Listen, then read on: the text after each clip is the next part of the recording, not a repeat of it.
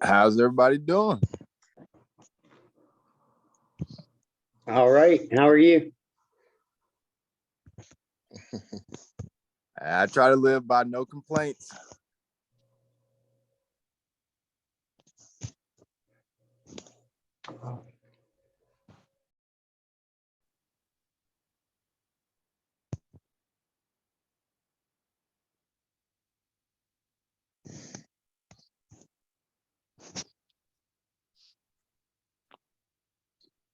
Hey, everybody, how's it going?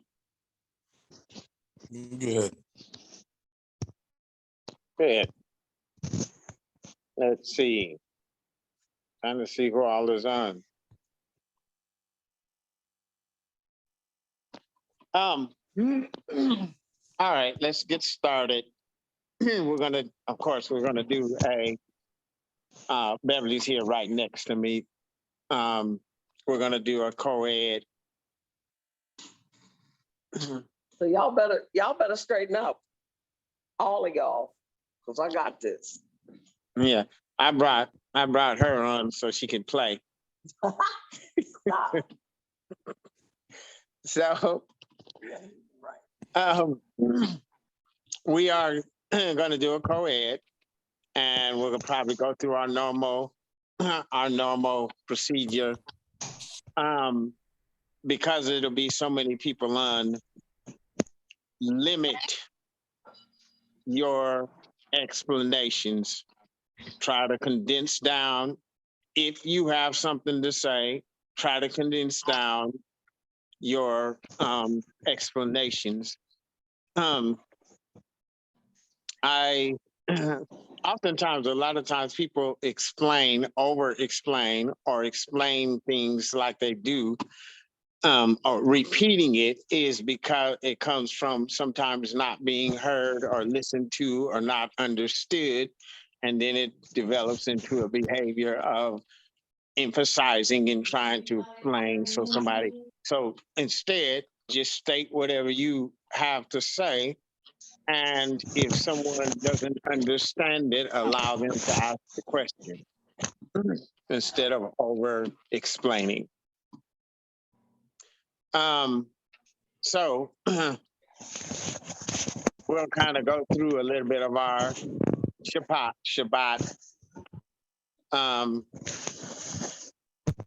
way of looking at things. And I would want, for the sake of time, maybe 4 to 5 people to explain what their week was like, what their challenges were, and things like that. We'll start off that way. And we'll do either 2 men and 2 women, or we'll do 3 men and 2 women. So, what'd you say? So, we'll do 3 men and 2 women. I'm, of course, going to explain mine, so I'll be the third factor. So, who wants to start? Who would like to share what your week is like?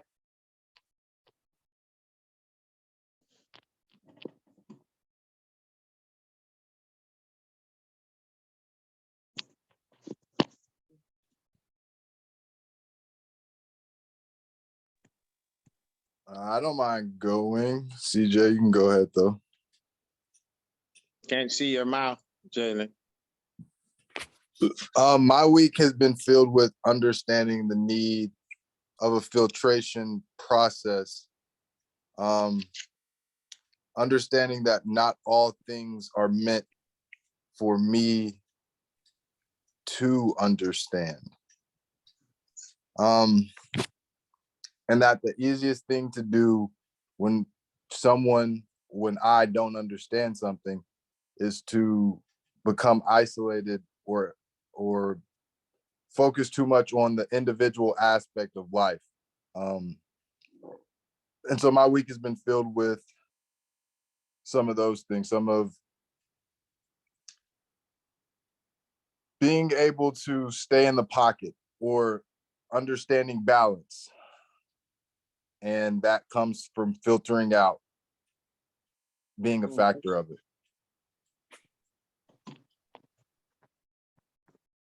Okay. What I'm going to do as everybody explains their Sabbath is I'm going to try to connect all of them. So all of the points. Sabbath really is, we're all in the same event. We're all going through the same event, but we interpret or we look at that event differently. So our job is to tie all of the events together. So, all right, somebody else.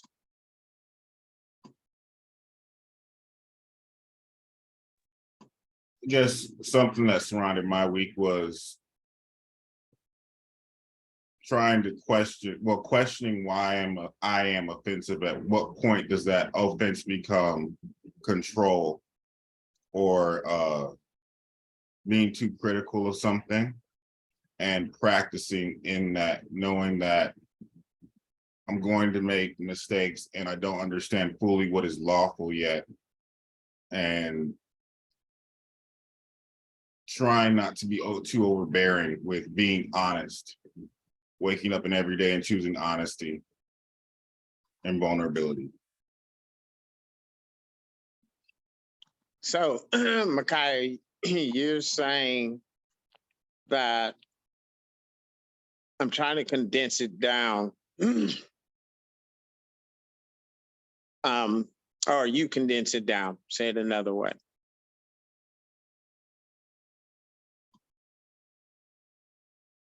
Part of my week has been about understanding the limits and boundaries on how I express myself and what is lawful and unlawful, and making mistakes in being too aggressive in certain areas where I shouldn't be too aggressive, and being not aggressive in areas where I should be addressing things, and trying to find the balance in that by practicing and being vulnerable and honest. Mm-hmm.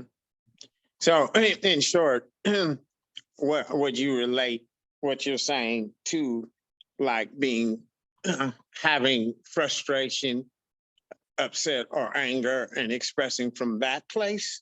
Or are you saying that you just naturally are, you express very strongly? I express very strongly. I'm trying to not get into too much of it, but I talked about some of how my dad was and how he communicated with me, and that how it shaped how I see the world and how I express myself. In Anderson pathology, being judges, sometimes that's all I see. See, but you just, I agree with you, but you presented a challenge, because everybody might say, what in the world? Anderson judges, especially a wife, she'd be like, oh, they crazy. They really think highly of themselves. I agree with you, but that might be the appearance. So, all right, someone else. Look, I got a question for Micaiah. Okay. Micaiah, when you said, there's something in the way that you said, I'm trying to figure out what is lawful. My mind immediately translated that to, I'm trying to figure out exactly how aggressive and assertive I can be. Is that an accurate depiction of what I'm hearing? Yes, in short. So the details of that are understanding how to be meek and present what I'm feeling, the things that I'm thinking, not as ultimatums, but as challenges, finding the balance in that. Right.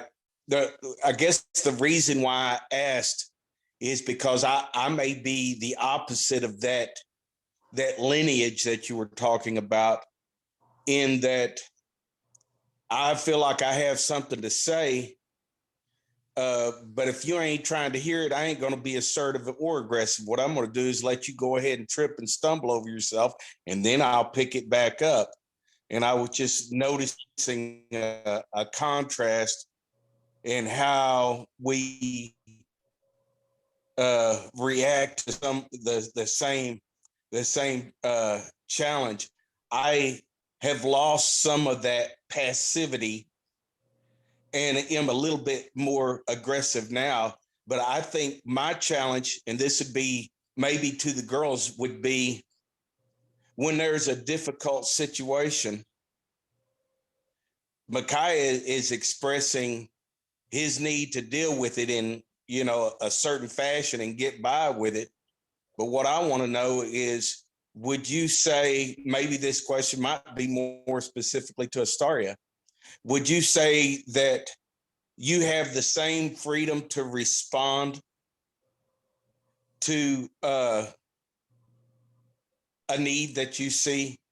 Would you say that you respond? Are you like-minded in how you respond to difficulties? I'll leave it there. I'm the opposite like you. Right. But I just want to know, Astaria, does it bother you for him to be the opposite? He's very gentle with me because I'm the opposite, so not typically. Mhm. And I understand exactly what Astaria is saying. I think, do you understand what she's saying, Mac? Would you agree with it? I agree with it. Okay. Yeah, I think we've had discussions on that before, and maybe some of that will open up more. Chris, where's Stacy?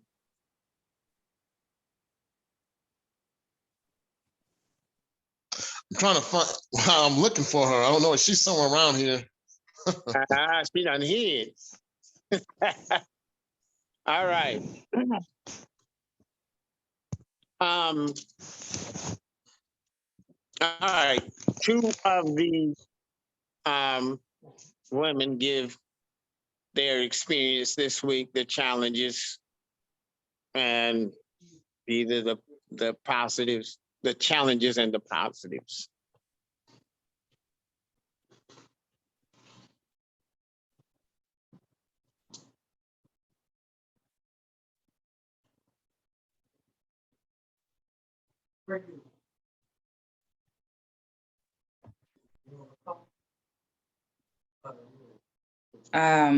Trying to keep this short, I would say my challenge has been with value.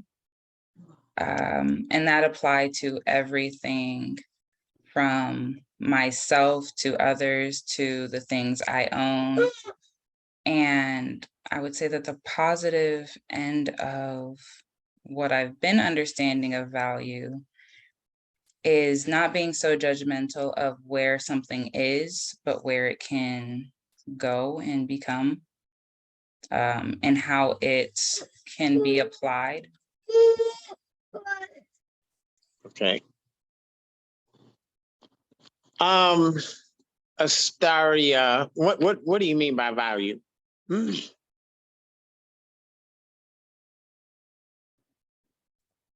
Just another word for it. What something is worth or what you're willing to do for it. Okay, interesting. That's interesting. Okay. Somebody else. He says, so either you, somebody share what their week was like. Sherry, Stacy, and Crystal are all So I'll go. Let me see. I kind of coordinated 2 events this past week.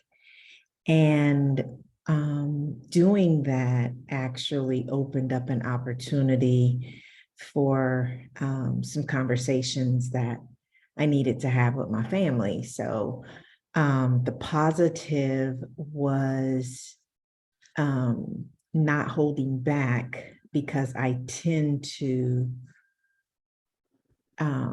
hold back because I don't want negative feedback or I guess to be judged in something. But I am finding that in putting myself out there, then there can be judgment, conversation, or whatever needs to happen. Okay, that's good. All right. So my challenges, I won't go through all of the details, but I'm going to try to get to a particular point. My challenges pretty much this week was some of you know, probably most of you know, Jalen this week had a somewhat of a lapse. And so he kind of went through being depressed. And Monday and Tuesday, I think Tuesday, it pretty much came to a peak. And so Tuesday, I didn't take Jalen with me to work because of his disposition at the time. And so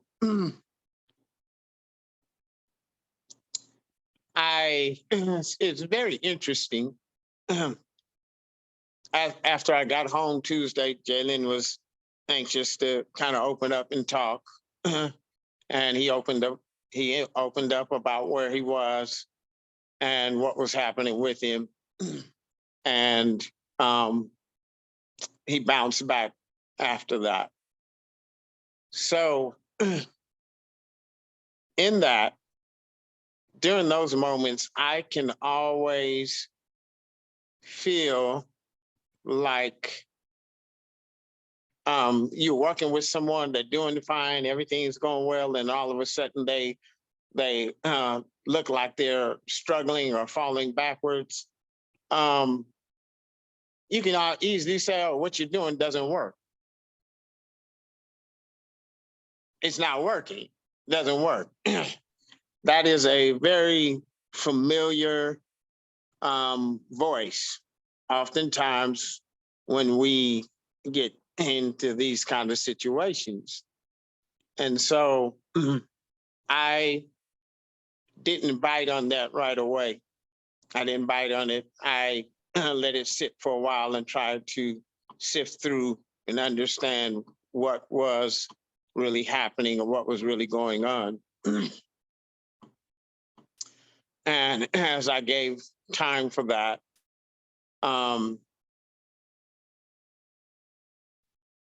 I was able to come to a positive conclusion. I'll just say it that way. So that's what my Sabbath was like. Now, I had something interesting happened yesterday. I went to a Bible study, and the pastor started off talking about the word fortified. And he asked, what did the word mean? What does fortified mean? And he said, this is going to be the theme of the year for that congregation. And so he asked the question, what does fortified mean? Everybody went through, and now several people went through and tried to answer. And the general answer was like to strengthen. So the pastor asked, so what is it for?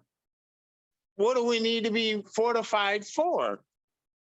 And so the answers still came back somewhat. We need to be strengthened. We need strength, different things like that. So I just mentioned, when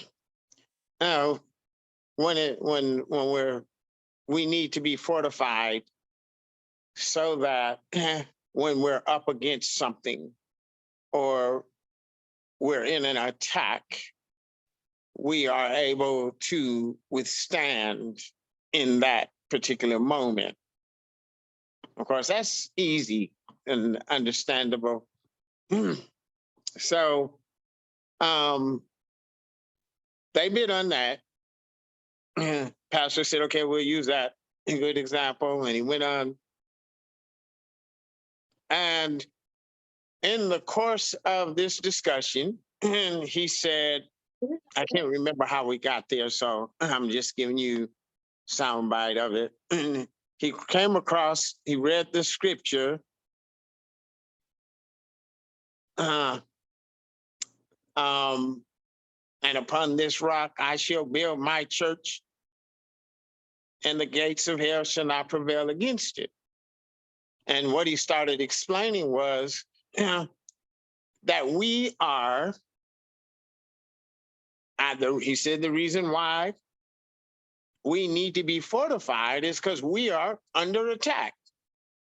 We're going to be attacked. And this man is not your normal religious viewed man. He's very good, very in-depth with the Greek in a way that I've not seen anybody do it that way. He's real good. And usually if you go to his Bible studies, he'll hold your attention. Very interesting. And so he said that, we have to be fortified. And he started talking about what is happening in our country and what is happening in the world. Started talking about, of course, the changes of how the newer generation is changing, how they see things. He started alluding to things like that. And saying that it's almost saying that our way of life is, and when he means way of life, he means the Christian life or saved or whatever, it's decreasing. It's being challenged. Would you agree with that? Would you agree with that? Christianity or godliness is being challenged today. Would you agree? I try to take it out of Christianity. I try to make it a neutral. Godliness, is it being challenged? Yes, You say yeah? I say yes, but I think it's a Okay. good thing. Yeah. So when he said that, he explained that, my insides started bubbling. And so I raised my hand and I told him, hey, look, when you teach like this and it hits me, my insides start bubbling. And so anyway, I just mentioned to him that the way that that scripture really reads, some of you already know this, the way that scripture really reads is that it's an offensive scripture. It means that you are on the offense. And it means and upon this rock I shall build my church, and the gates of hell shall not prevail against it. It's saying that we are on the offense, and it is basically saying that whatever we are challenging cannot stand. Whatever we are challenging cannot withstand. Does that make sense? That's how that scripture is actually written.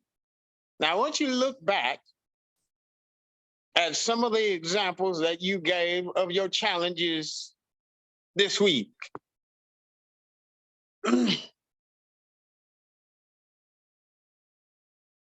Were you being challenged, or are you challenging?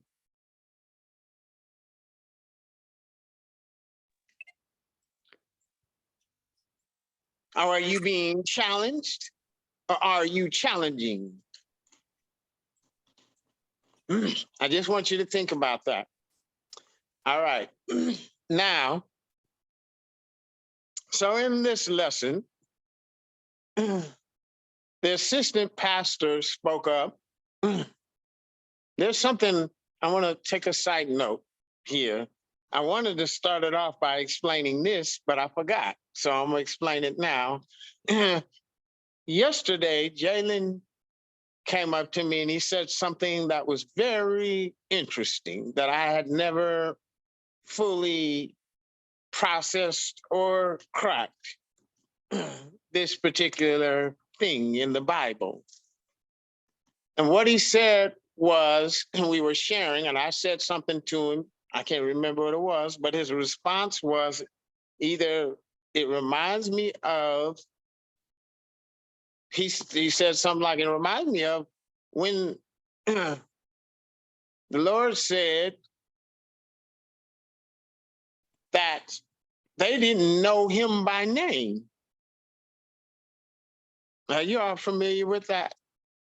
Everybody, in the scriptures, in the Old Testament, God told Moses that it's very powerful. I'm almost getting excited as I start talking about it. He told Moses that he was the God of Abraham, Isaac, and Jacob. And he told Moses that they know me by El Shaddai. They don't know me by Yahweh. That Abraham, Isaac, and Jacob did not know him by his name, Yahweh. Now, wait a minute. Y'all don't read the Bible. Abraham, Isaac, and Jacob are held as high people. But God said that they didn't know him by name. That's kind of interesting. And Jalen brought that up to me yesterday. And so this morning I said, I gotta go look this up and see what's happening. I read it before, but I've never cracked what that meant, what it really means. Why did God say? So the question is, can you all know him by name? Can everybody? Now, when he's talking about by name, he's talking about Yahweh. He's talking about Yahweh. All right, so now I'm gonna go back here to where we were with the lesson, because this is gonna tie together. So in this lesson, this Bible study, the assistant pastor says after I say we're supposed to be on the offense, he gets up and he says, wait, now I have a question if that's the case. Where are Black people? Where are our Black churches? How come we are not out there doing anything? How come we not making change? How come? How come Jalen is wrestling with being depressed? How come? Is he being attacked or is he attacking? How come we deal with depression in our midst and among us? Are we being attacked or are we attacking?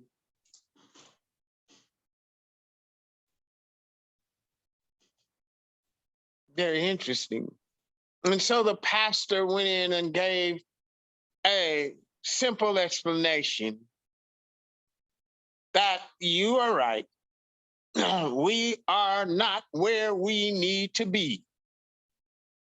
That's what the pastor said. We are not where we need to be. He said,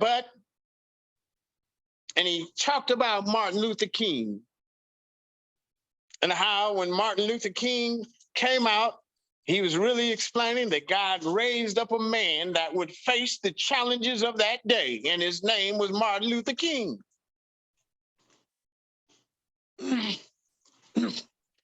And he was saying today we don't have that. That's one point he made. But he said anytime, he brought up George Floyd. And he said, did you notice that when that happened with George Floyd, we were up in arms and we started coming together and we were ready as people to address this issue, Black people. Some white. I'm not excluding white. This is all Black class. And he said, we all got up in arms and we were ready. And he said, did you notice now where we are? We were right back in our complacent state. He said, it's going to take something to happen that is going to cause us to take offense, be on the offense. You follow me? You know, I kind of agree to some degree with that. But on the other side, it rubbed me raw. And so I raised my hand and I said, I'm going to explain some things. And I said, it might not seem like it's going to connect. But when I finish, I think it will. And in short, I started off by saying, there are 3 major feast days. John and Paul talks about being caught up in the third heavens. Where is the third heavens? There's so much I love to share about all these points. And I'm going to do it just for a little while and to get everybody a chance to express. And if it brings out the points, great. I said, he talked about being caught up in the third heavens. I said, the heavens, there are 3 major feast days. And each feast day is considered a heaven in Scripture. The Hebrew foundation says that each feast day is considered a heaven. Because heaven is either a perfected place or a perfecting place. And I said, now you go to church and you get your little glass of wine and your bread on Passover, and you drink, you eat the bread to remember Jesus. But the actual of Passover is about committing to go through a process that would fortify you. Committing to go through a process that would begin to challenge you in such a way that it would strengthen you.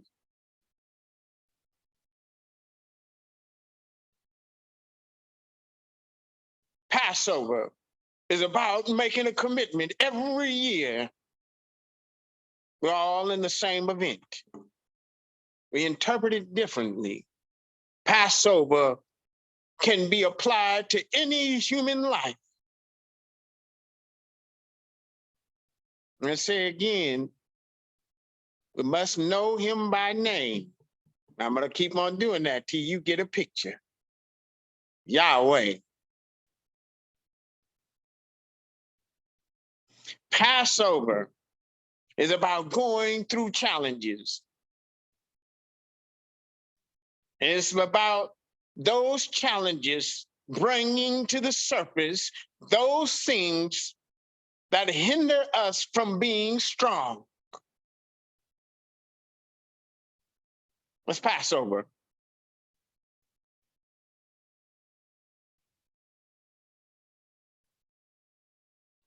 Do I get depressed because I'm challenging something and I've been fortified? Or do I get depressed because I'm not fortified and I am not challenging?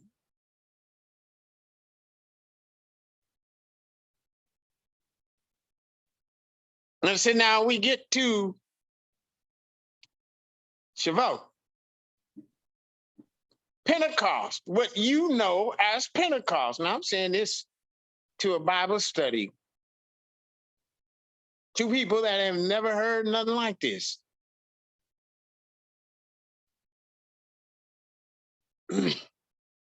We understand Pentecost.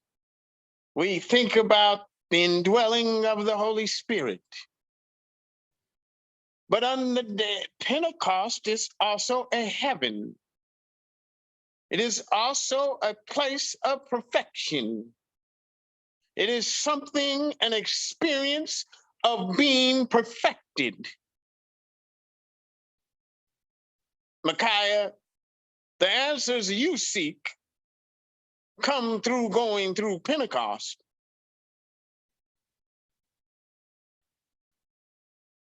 They come through that. You see, Pentecost is really about a group of people who see things differently, that have an ability to, they're smart, intelligent, and they can make decisions for themselves. They don't need someone to make decisions for them or choose for them. I decided I wanted this and I like this. So I'm going to get it. And if you don't like it, you go get whatever you want, but you don't have to worry about what I got. You just make sure you get what you want. Pentecost is about addressing that.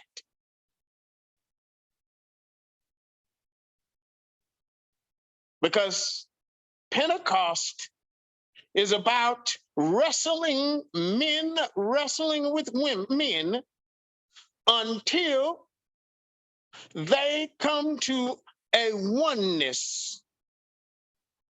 On the day of Pentecost, they weren't just sitting there 40 days and nights.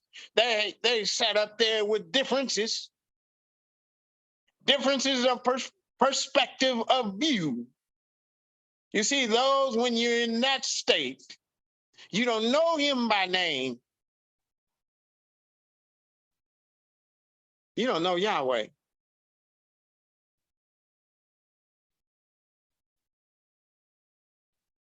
You see, but when they went through and they wrestled, and on the day of, they all saw one. And they spoke of one accord. That comes through wrestling. That comes from not being quiet and holding your own opinion in your head that comes from not saying, okay, I'm going to do what I am told, but when I leave here, I won't. I'm going to go back to where I was. It addresses all of that. Pentecost. Did that make sense? It addresses it.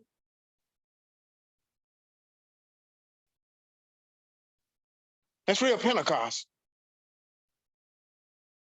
I said, I'm going to stop there. So I'll speed it up. The lesson went on from there.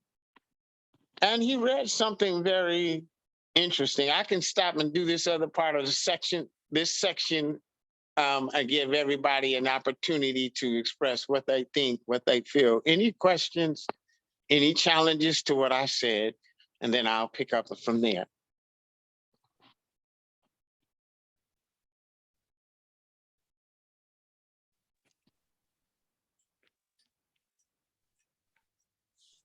Well, yeah, so in hearing what you were saying, it brought up so after we had that talk, after I had my lapse, what came to my attention was something that Auntie B was saying. She was talking about how the verse that you said, basically, that the gates of hell will not prevail. Like, upon this rock, I'll build my church, and the gates of hell won't prevail. That type of thing. That the only thing that has power over us is what we let it. And like you said, that's a simple concept. Everybody knows that. But what came up by that was 1 Peter 3, and in the Blue Letter Bible, that's the only way I read the Bible now, to try to get a better context of what's being said, because of some of the things that you brought up. So hear, O Israel, hear, O Israel, that Yahweh your Elohim is one Yahweh. Different things like that, where usually when I would read that, or if somebody would talk about it, it would just be, hear, O Israel, the Lord your God is one God, like, where it's common knowledge, that type of thing. But in 1 Peter 3 in the Blue Letter Bible, as the header for the 3rd chapter, it's talking about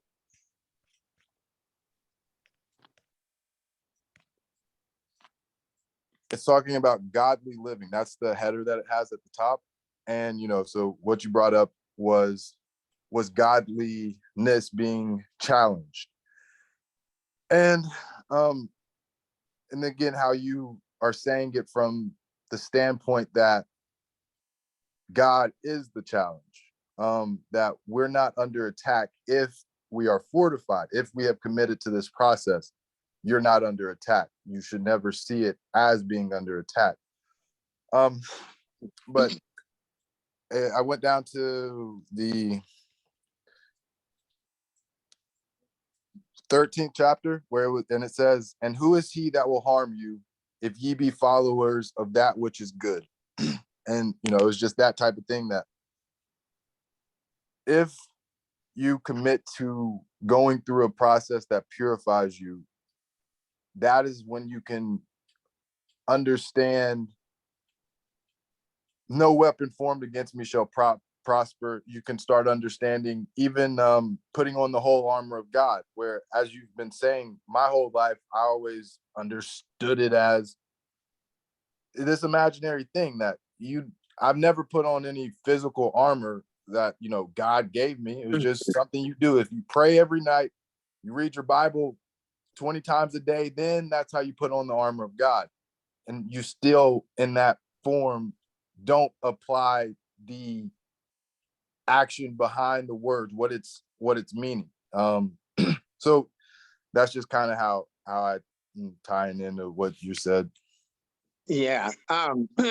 Very good, Jalen. The last part of what Jalen said is going to cover, I'm going to kind of talk about it in the next session. And that is put on the whole armor of God, and how we hear that, how someone that understands that is El Shaddai hears versus someone that is Yahweh that has a relationship with Yahweh hears it. There are two different ways of hearing it. So I'll try to give somewhat of an example of that in the next part. So what happened was, as the lesson progressed, he went to this, I'll read it, which I found very interesting. He went to this chapter and he's talking about being fortified. And he read this chapter. I'm reading all 10 verses. Children, obey your parents in the Lord, for this is right. Honor thy father and mother, which is the first commandment with promise, that it may be well with thee and thou mayest live long on the earth. And ye fathers, provoke not your children to wrath, but bring them up in the nurture and admonition of the Lord. That's interesting that it says, bring them up in the admonition, nurture and admonition of the Lord.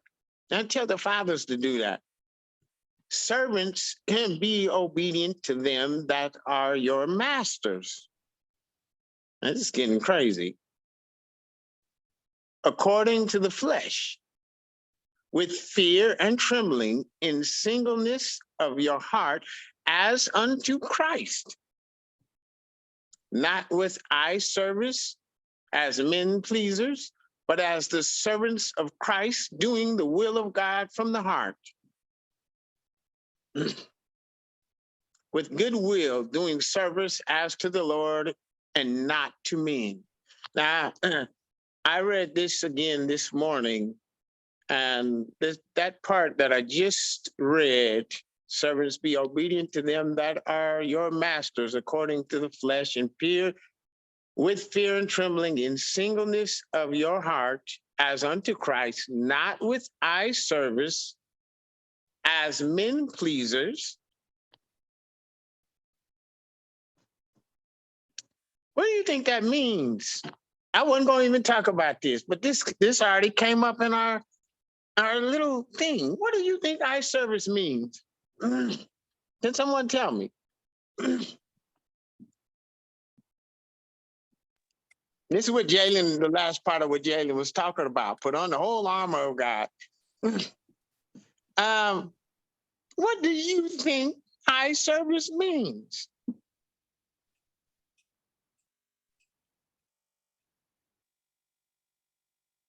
How about trying to impress? How about if someone asks you to do something and you do it because they told you to do it, and you want to give the appearance of doing what is right to that person, but yet inside you still are holding your view. How about that? Does that work? Did that make sense? Y'all shake your head, say something more challenging. I hear you talking about sincerity. That what I call sincerity is that a lot of times we desire to be liked and accepted above all things. And that will cause us to be in a state of defense all the time. I'm always in a defensive stance because if I'm not liked, then what is the point of life? Yeah, I'll leave it there. So the last part again, what was the last part? Saying being in a defensive stance, if you're not liked, you're always in a defensive stance, because if you're not liked, then what's the purpose of life almost? Right. Good point. Okay. So Sorry, you might have challenges to that. So when I get through, I want you to go ahead and do all the challenging you want.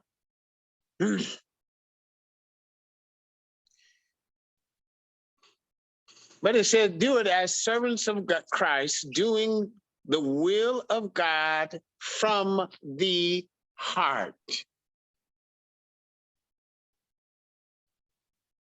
With goodwill, doing service as to the Lord and not to men. Knowing that whatsoever good thing any man doeth, the same shall he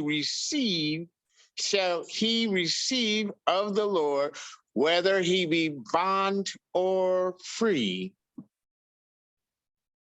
This, just that part, just what it is explaining, is that if you are a servant,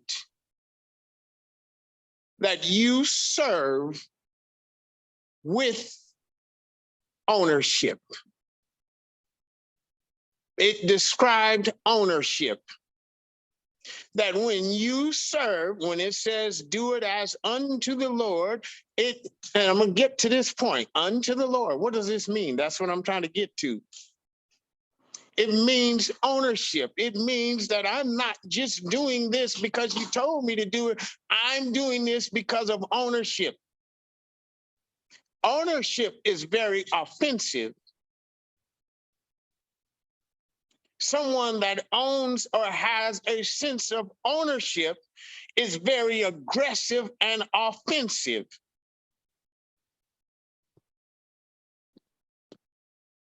If you belong to the kingdom of heaven, you are part owner of it, you're going to act like that.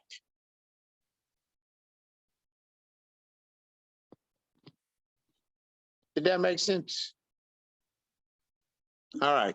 Now, and ye masters, do the same things to them, forbearing, threatening, knowing that your master also is in heaven. Neither is there respective persons with him. This is very powerful stuff it's saying here. Put on the whole armor of God, and ye may be able to stand against the wiles of the devil. No, this is the part that he stopped at right here, 10th verse. Finally, my brethren, be strong in the Lord and in the power of his might. And the pastor broke this down. He really broke down what the word strong means. And so what he explained, which was true, what he explained was, it was saying simply, be strong in the Lord. Be strong in the Lord. That means that you cannot find that strength within yourself. This is what he explained. Y'all hear me? Okay, that's the challenge. What the hell is in the Lord?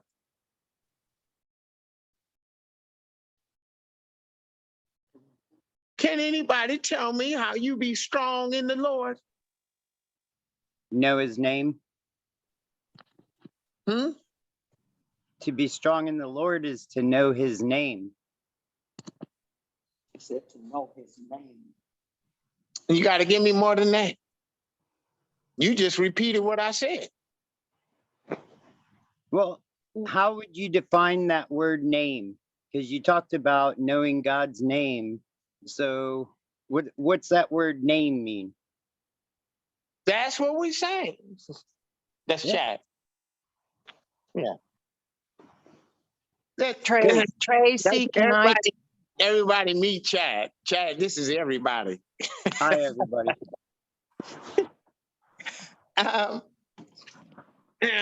So that's the question that I'm asking, Chad. You can say we know his name, but what does in the Lord mean? What in the Lord mean? Tracy, can I say something? Yes, Sherry. when you have something to say, you can speak up. You don't have to ask, can you say something? My challenge this week was with Rachel. I don't know if y'all are familiar with Randall's niece, but she had no ability to hear others. It was her always holding the floor. I feel like I challenged her when I basically threw her out of my car because she wouldn't allow me to speak, and it was an escalated conversation. And in the past, I held it all in, and I wasn't honest, and I just couldn't handle it anymore. So I went out down on her in a very hostile way, but because I let it out like that, I struggled a little with guilt because the way I came across. What did you hear me say? Because of the way you handled who? Okay. Rachel. All right. Let's yes. That's all a part of this conversation. I crossed that too. I crossed that in the first part of what I shared. We'll try to get to some of that, Sherry.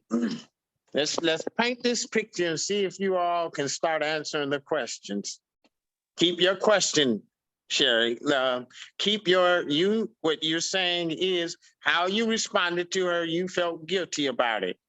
So in essence, what I hear is how do I keep on feeling, how do I go through confidently saying things, or how do I do things and don't have to feel guilty about it? See, I relate that also to what Micaiah is talking about. Sabbath. We talk about Sabbath. I relate it to what Micaiah is talking about when he's saying he's trying to distinguish between a strong voice and let's just say a non-strong voice, or whatever you want to call it.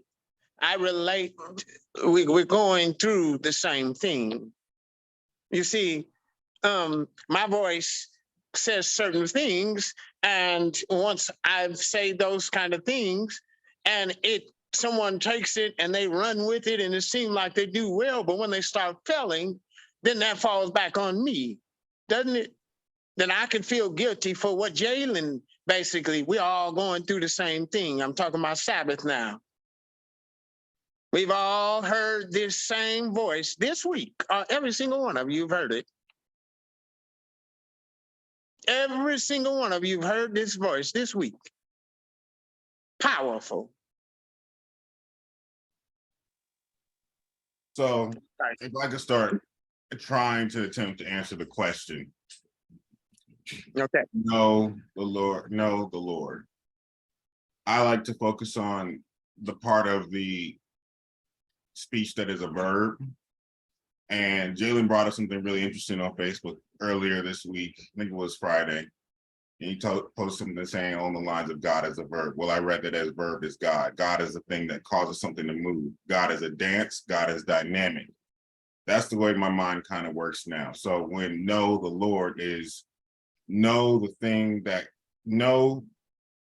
be intimate with the dance. Be intimate with moving, not being stagnant. Be intimate with being offensive. You have to move to know the Lord. You have to dance to know the Lord. Mm-hmm. Okay. You're describing being intimate, being in a dance with something. Can you actually be in a dance with something that you are just being performative with? Are you actually dancing? Can I really dance with something and I am just going through the motions? No, you cannot. Doing it because I was told to do it. Is that a dance? No, you cannot. It is impossible. What I have a metaphor for it, and it's kind of like baptism by fire. When the scripture talks about baptism by fire, being immersed in something like with being immersed with water is a reference to Noah as something dying in order for something to live. Baptism by fire is what we do is we hold out, somebody tells us you have to go through this fire for you to find the truth of something. You have to hold your hand in this fire. And what we do is we stick our hand out a little bit and feel the heat and pull it back. Or we stick our hand out, put it over the fire and be like, no, this is too much. This is not for me. These are my limits. I shouldn't have to go through this. And that's all a defensive position. But the only way to get through life or that fire or that purifying process is to allow yourself to be burned and be willing to lose that hand, lose your life in order to stay in that dance so that you may come out whole. Mm-hmm. That's right. You see, when we say, he described it, do you know that Hebrews, the 11th chapter, now faith is the substance of the things hoped for, the evidence of things not seen. The way that that word faith is being used is to say that you are staying into the dance until you're purified. That's the point. That's the whole sum of that chapter. Because these men were, in Hebrews, were divided. The chapter before that particular point is basically saying, forsake not the assembly of yourselves. That meant that y'all had to go to church. It was not talking about that. It was talking about the differences that they had among each other and a process they were going through, and faith would help them stay through that process.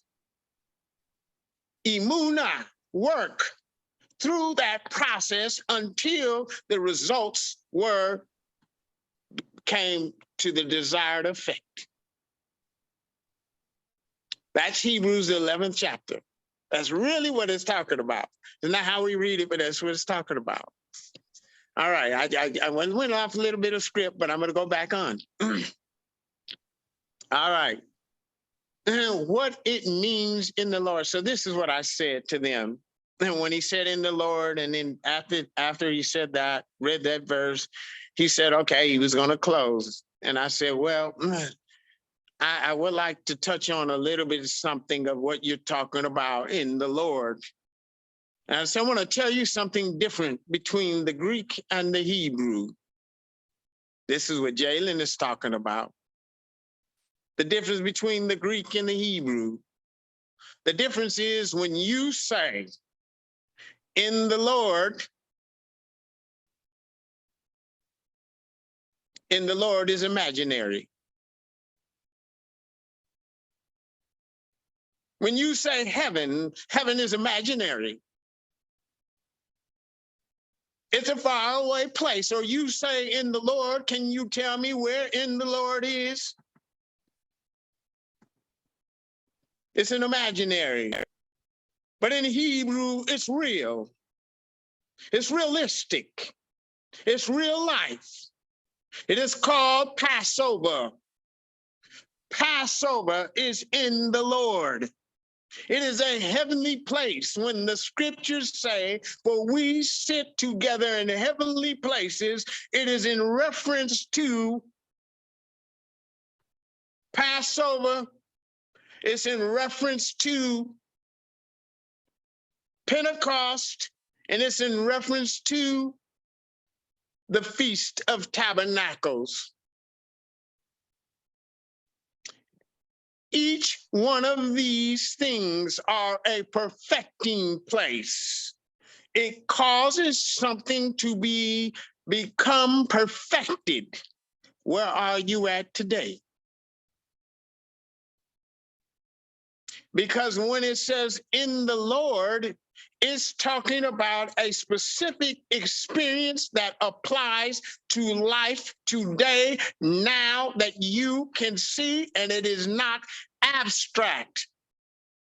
Because when we say in the Lord, it is abstract.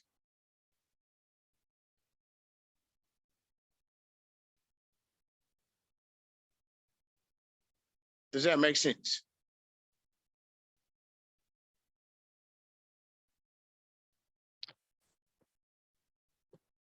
What do I mean by abstract? Just a thought, an idea in the mind that only exists between the ears of a man. Very good, Chad. That's right. Chad, maybe you can help me with this because I looked up this word today because when I started playing with the word abstract, I said, well, what's the opposite? I want y'all to listen. The opposite. The I would- opposite is practical. Practical is the opposite of abstract. Look it up. Get your dictionary. But there's a difference between when I talk to church people and they say in the Lord, they say it's practical. And if I say it's a process like Passover or anything else, they say that's abstract. Do you understand? Look up practical.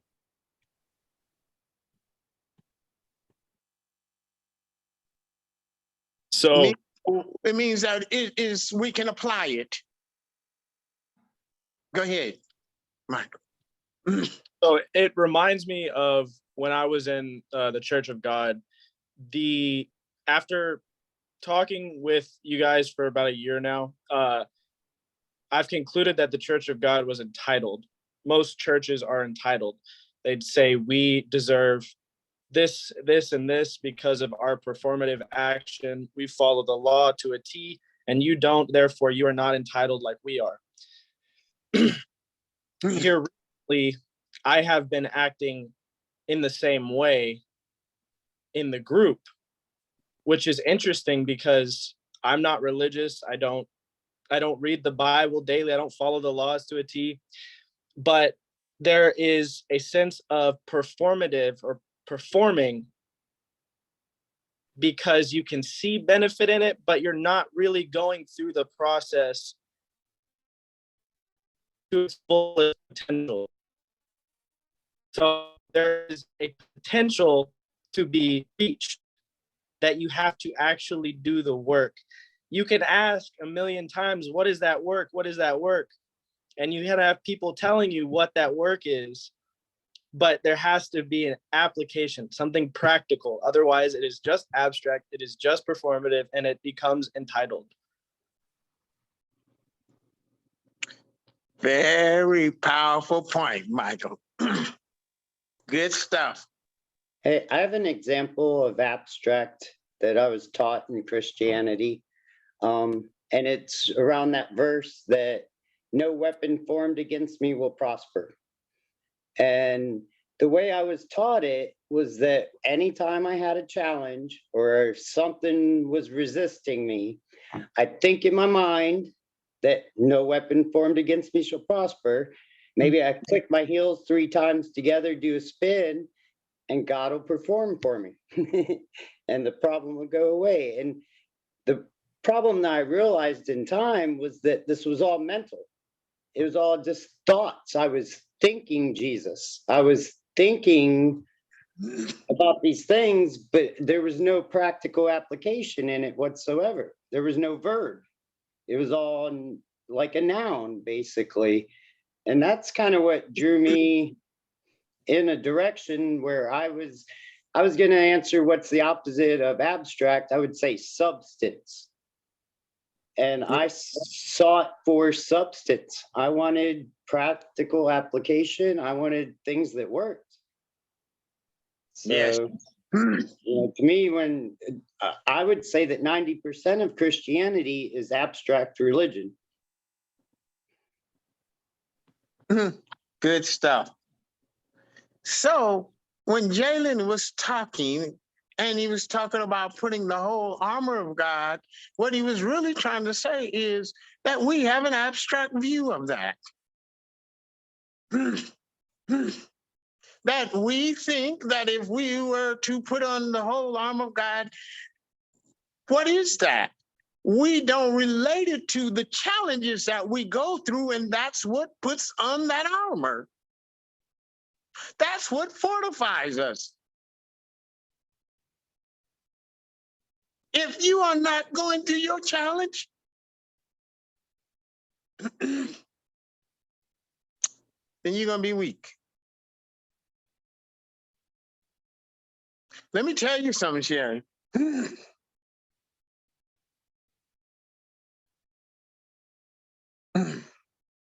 There's a man version of this, and there's a female version of it. The female version of it gets her strength is passed down, and it comes from the challenges between her and her husband. I just started way out here. In another way, if you were to hear, you said something to your niece, Randall's niece, or you handled it a certain way, and there's guilt. Let me tell you something. Guilt is going to always be around. It's going to always be something that is going to try to impose. You need to be able to decipher the difference between what belongs to you and what doesn't. That's a way of saying it. But in the story of Job, what he went through, his experiences and the challenges, he had them. It was really interesting if you read the first man that's arguing with him. The first man that's arguing is the real practice of it is saying, he's giving him credit. Think about what I'm getting ready to say. He's saying to Job, you know what? I think you're a godly man. I really think you have a relationship with God. So if you really have a relationship with God, like I believe you do, then you'll command that these stones be made bread. He gave him credit. That's how he approaches. After Job said, I'm not giving into that. This is nothing, but this ain't right. And he handled that. The same man in his next argument switched it. And then he started saying, you are this proud such and such and such and such. He just put him up over here and said, you're godly. The next argument, he turned around and said, you're proud. You arrogant, proud, so-and-so. That's why this is happening to you. Let me tell you.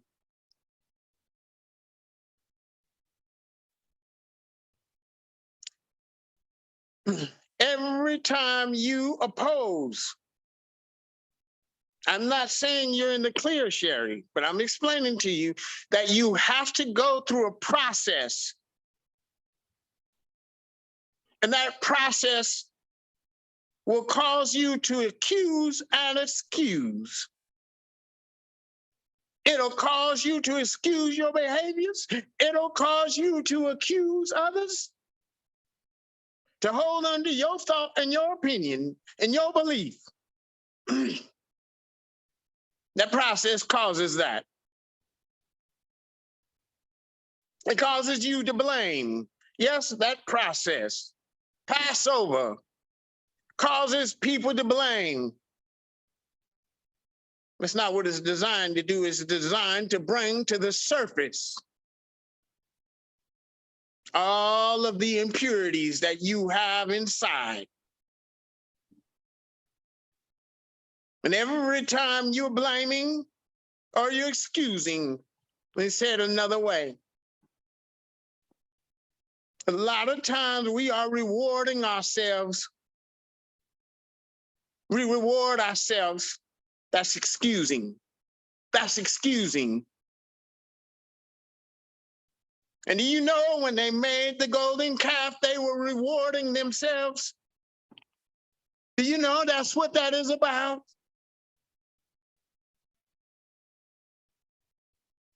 It's not about just a simply abstract meaning that Moses was gone and they just decided to build a calf. It's representing rewarding yourself because of what you have done. You should be, I swept that floor and that should be good enough. Now I deserve a break. I'm making it simple. Do you understand? It's rewarding yourself. As long as a person is rewarding themselves, you will never, never be fortified. And you will always be subject to guilt. As long as you're rewarding yourself.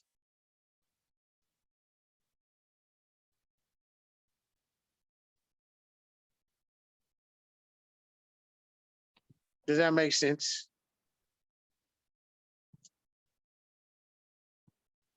You can't reward yourself. I have a challenge to that. Go ahead. I question, is to stop rewarding yourself the starting point, or is to stop rewarding yourself an effect of something else that changed within you? So you're asking, is stop rewarding yourself a result of a change in you? Is that what you're really asking? Yes, or is it a starting point to create the change? Is it a starting point? Create the change, meaning you have to do this and this is what's gonna help you change. No, rewarding, the context of me saying rewarding yourself is not a starting point.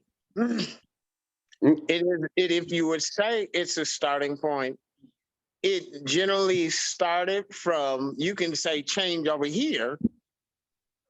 You can say, oh, for instance, let me tell you where it starts from. Where rewarding yourself starts from is really from being places, from being deprived, neglected, all of those things. So you could look at it, but in Hebrew, you can't do that. That's the point. You can't, that's miscommunication. That's what I'm saying. They don't mix. Okay. Because you said stop rewarding yourself as if that was an action to initiate. But what you said there made more sense, where that it actually is a result of a change within you. Okay.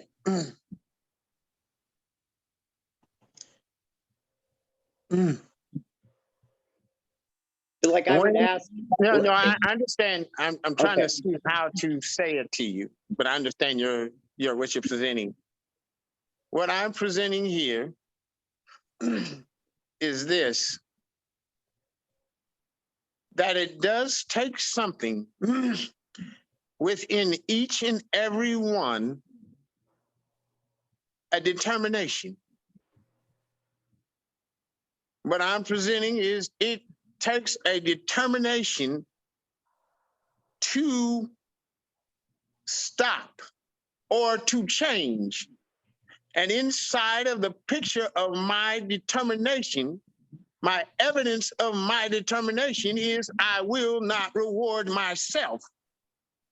There are some places that you have to be very aggressive.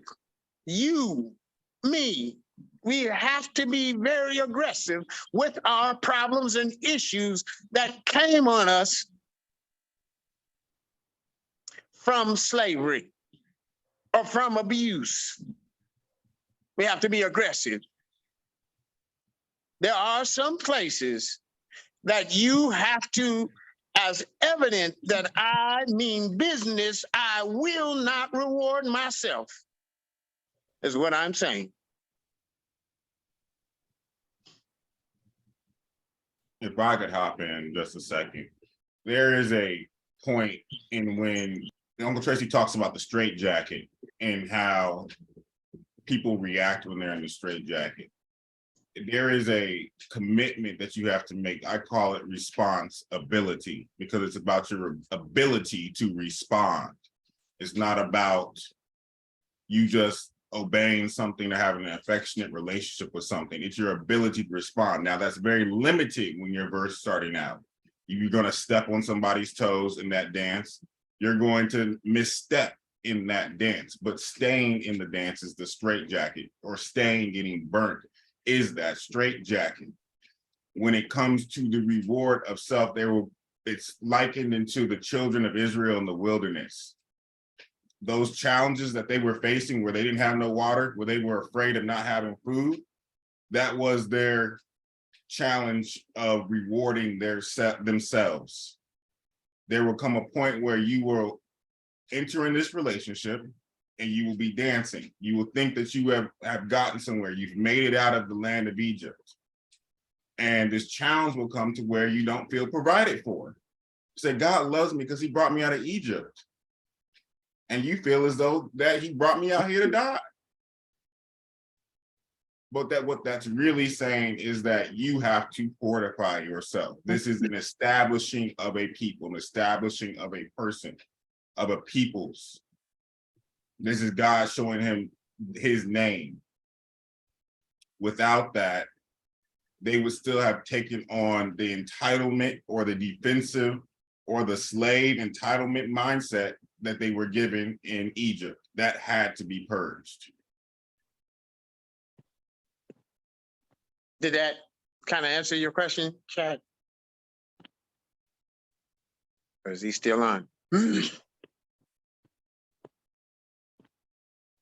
phone may have dropped. Is that clear? Do you all understand what I'm saying? There is a place, and what Micaiah is talking about. Is there any question to that?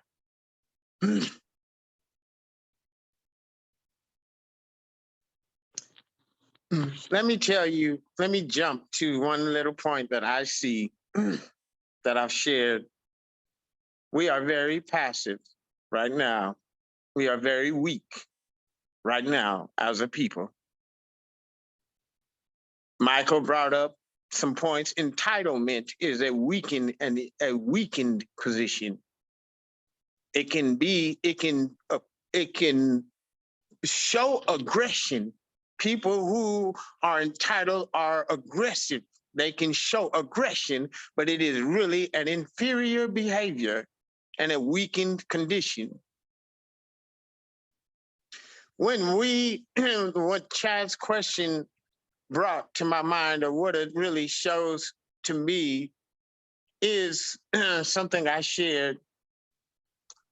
I said, we don't know.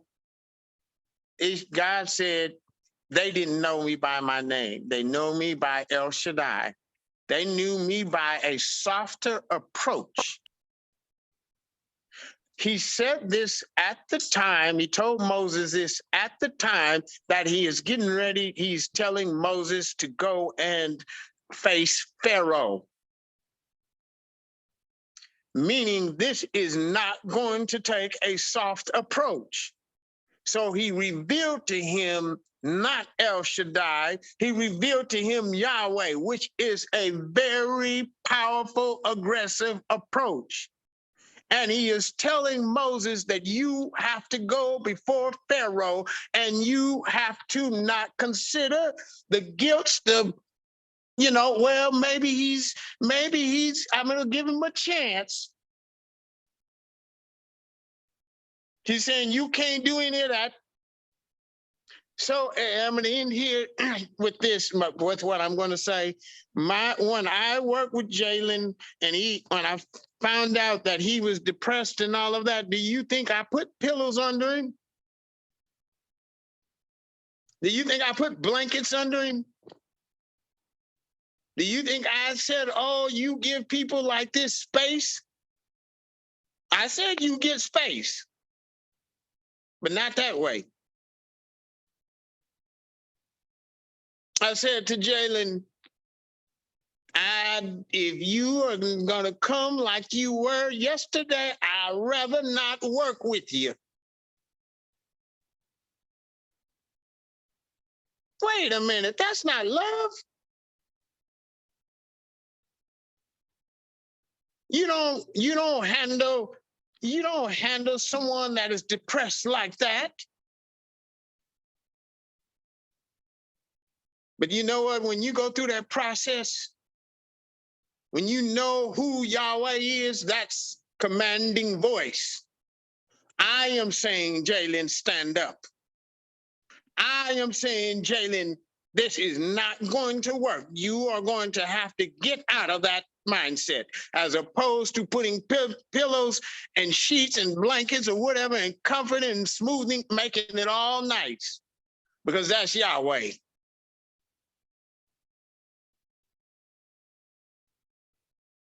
We have a tendency to pamper our enemies. We have a tendency to consider what they have to say. Sometimes they say that is, what's the terminology? Whether it's that's your opinion or political correctness. Do you know all of those things are pillows? Do you know all of those things are things to soften judgment?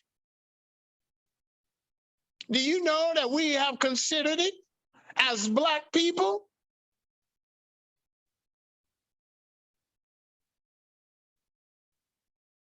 When you know Yahweh, it takes all of the pillows out, all the feathers, all the soft things, and it means to approach something aggressively.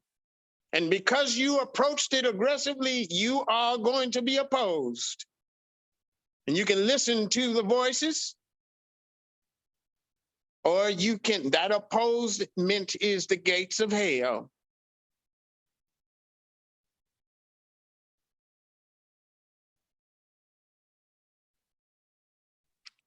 Did that make sense? So something that I was hearing in that is even what you talk about with Moses having to see the backside of Yahweh. So I guess what I'm trying to say by that is when you've been presented that aggression, once you're presented with the pillow, or how I could be wrong, so, but anyway, how I almost see it is once you've seen the face-to-face and you understand the value of face-to-face, to have somebody do this to you is going to make you act as you have been shown.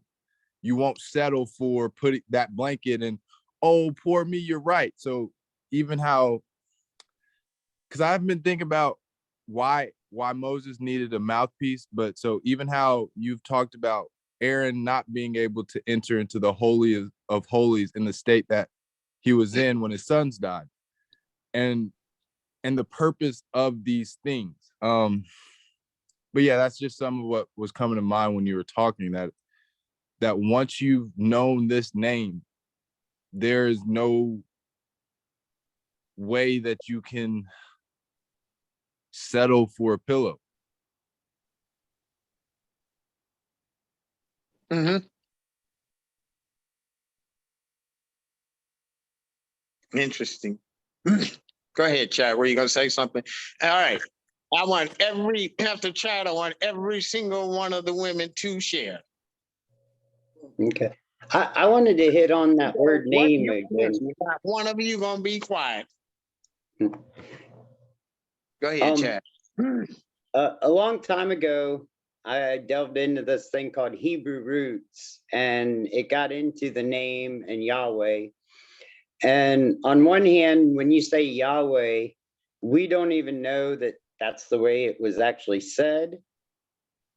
Are you losing me? I'm reading it, so that's why I'm moving my Okay. lips. I'm trying to read Okay. the closed caption. Somebody have to repeat because it's too much for me. Go ahead. And everyone in that group was very into how to pronounce Yahweh, and Yeshua and Yahshua, and it was all about pronunciation, and they thought name meant pronunciation. So I did a big study on the word name and came to find that in Greek and Hebrew both, that word name can reference reputation. There's numerous times, like if you say, I come in the name of God, you're saying I'm coming by his reputation. And for a long time, I've gone with the name of God being the reputation of God, and knowing the reputation of God is going to directly affect anyone's behavior. If you have a false representation of God's nature, how God is, you can't respond, at least not correctly. So, whenever you say to know the name of Yahweh, to me, I'm hearing to know Yahweh's character and nature and who he is. Mm-hmm. When I looked that up, look up in the normal King James Version Bible, it doesn't even use the word Yahweh there. It uses the word Jehovah. But if you look up Jehovah and Yahweh, they're pretty much the same. Both, if I were to go through the detail, both of them are the incorrect pronunciation. Yahweh is incorrect and Jehovah is incorrect. There is no Y or J in Hebrew. Now, did you know that there's also a 72 letter name for God that if you pronounce it right, you can open up the doors to heavens? How many letters? Say it again. He said it was 72 letters. So, okay. Yeah, it's basically the All Hebrew right. alphabet, I don't know, numerous times or something. But if you know how to pronounce it, it's special. Mhm.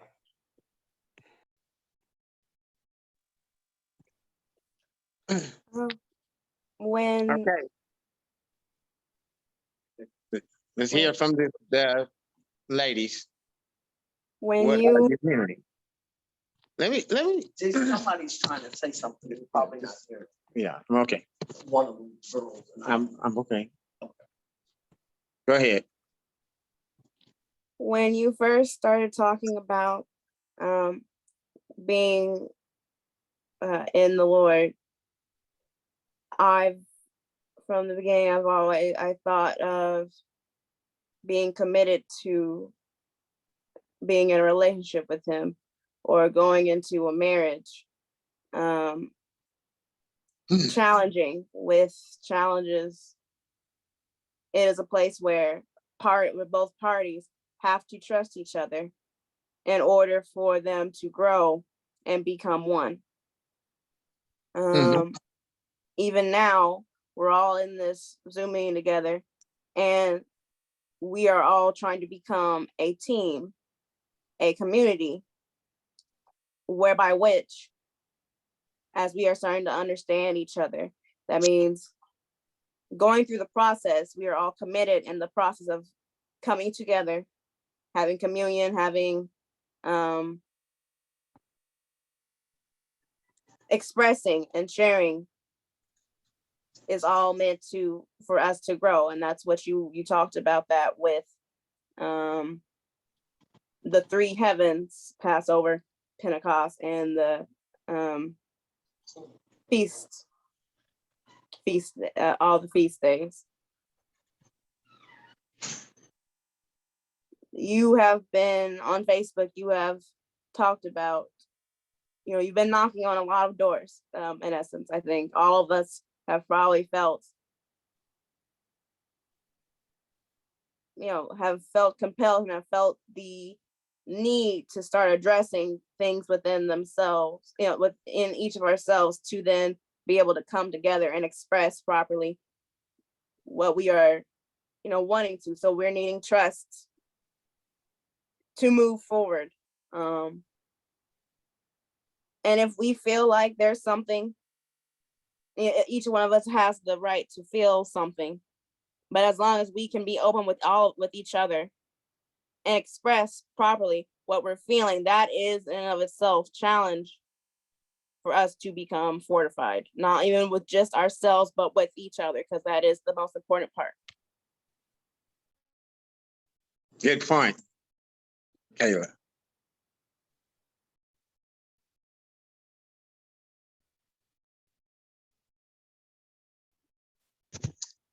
So, I'm gonna try and keep it short. I heard accountability and vulnerability. Vulnerability coming into, like Kayla just said, exposing yourself and your weaknesses, your challenges of the week, the things that you have to go through to grow. When we were, I think it was Ephesians 6, the verse about how you present yourself with your masters, I interpreted that as not lying, being honest to your masters about who you are and what you are, or anything, and not going home and becoming something else, even if that means, you know, they don't like you or they want to, well, slaves, we think of getting whipped, but you know what I'm saying, get punished. So really, that's what the gist of what I'm hearing. Interesting. Very good. I like what you said about the, I think it was serving a master, that part that you said.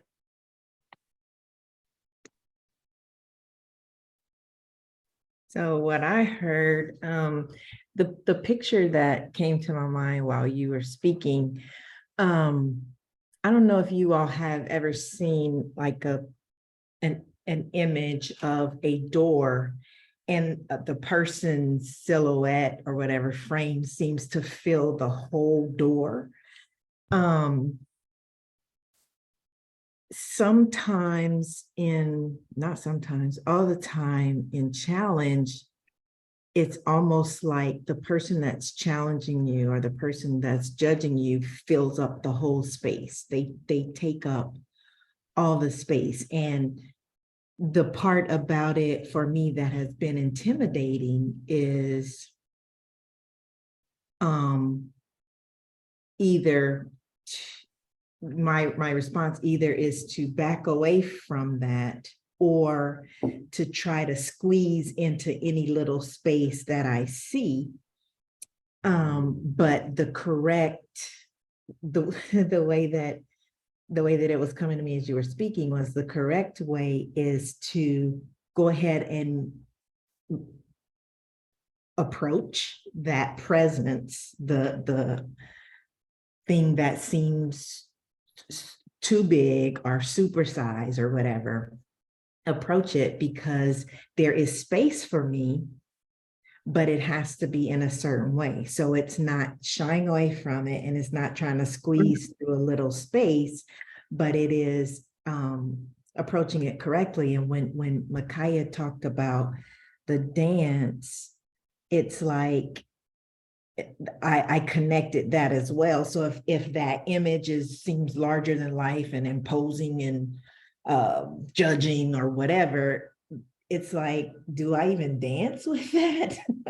But understanding that even in that, there is space to come, there's an invitation in that to approach and to be one and to make that connection. So. Very good, Crystal. The first part of what you're saying is very powerful. It that is exactly what it is like. You described something filling the whole space. And that describes very well what it feels like and what happens, what people feel when they're being encroached upon, or whatever the word is, how they act and respond. That is what happened in the wilderness. Because the wilderness really is a place, that's God, that's where he dwells. That's where it all consuming, encompassing, all of those things is there, Mount Sinai. And so their behaviors, because of the proximity they were, how close they were with God, actually caused them to feel like they're being attacked, or feel like they're not being considered, or feel like they're not being heard. They're feeling like in all of these things. And that's what they're telling Moses. You're not hearing us. They're chiding, and they're constantly doing that. And God said, they're not doing this at you. They're doing it at me. And what he's saying is they're getting this feeling from me. But you described it very well.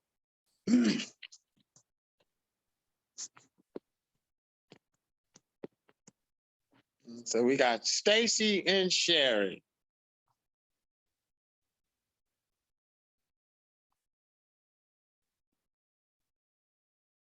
Stacy bolted. Sherry went to sleep.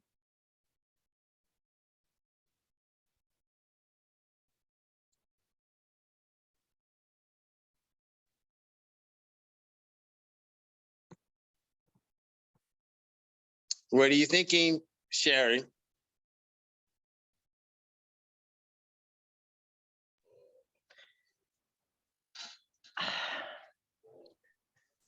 I was looking at my behavior with Rachel, the empathy or sympathizing or being weak with her behavior, thinking I was taking her guard down, so to speak, so that I could address her, what her behavior.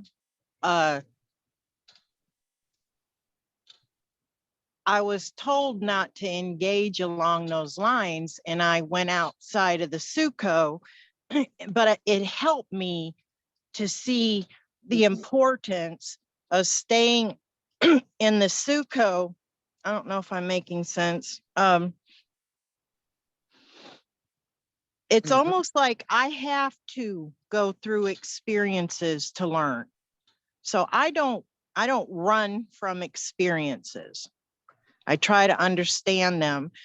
And because I didn't use my voice in a commanding way initially, it all got pent up, and then I imploded on her when I couldn't take any more of her overwhelming chattering mouth.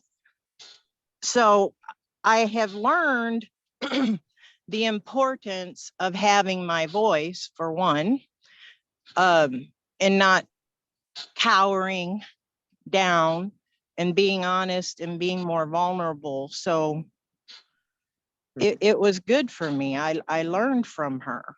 I don't, my experiences teach me a lot. And I think the guilt came from holding in and not using my voice in a commanding way initially. And the guilt came from the imploding, from not addressing it right off the bat. Sherry, I think you are right.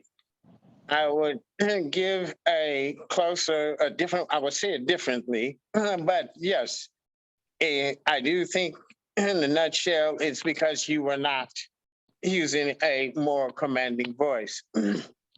Another way of looking at it is people who are sympathetic, people who sympathize, empathy, and I usually use it as a good thing. I usually see sympathy as not good.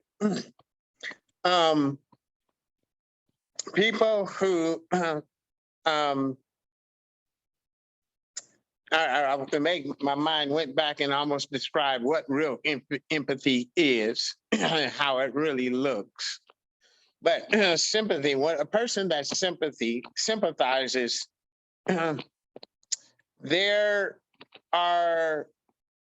they can be easily provoked or short-tempered. In essence, almost have a fuse when what you have offered them is not accepted. I don't know if that makes sense. So if I am sympathetic with something and that thing that I'm sympathetic with refuses or turns down or does not accept, bam, anger.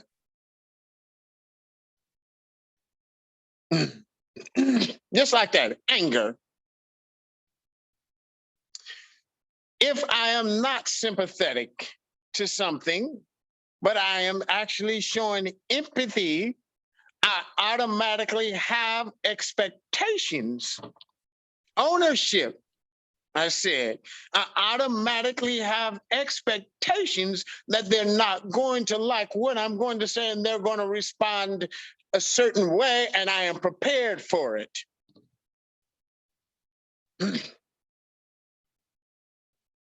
Empathy does that. I didn't describe what it really is, but empathy really has more of a behavior of understanding the deeper problem that a person is having, or feeling the deeper problem that a person is having. It is knowing what they're going to have to go through to correct it. Empathy does that. And knowing the hardship of going through that, that's empathy. You understand what I just said?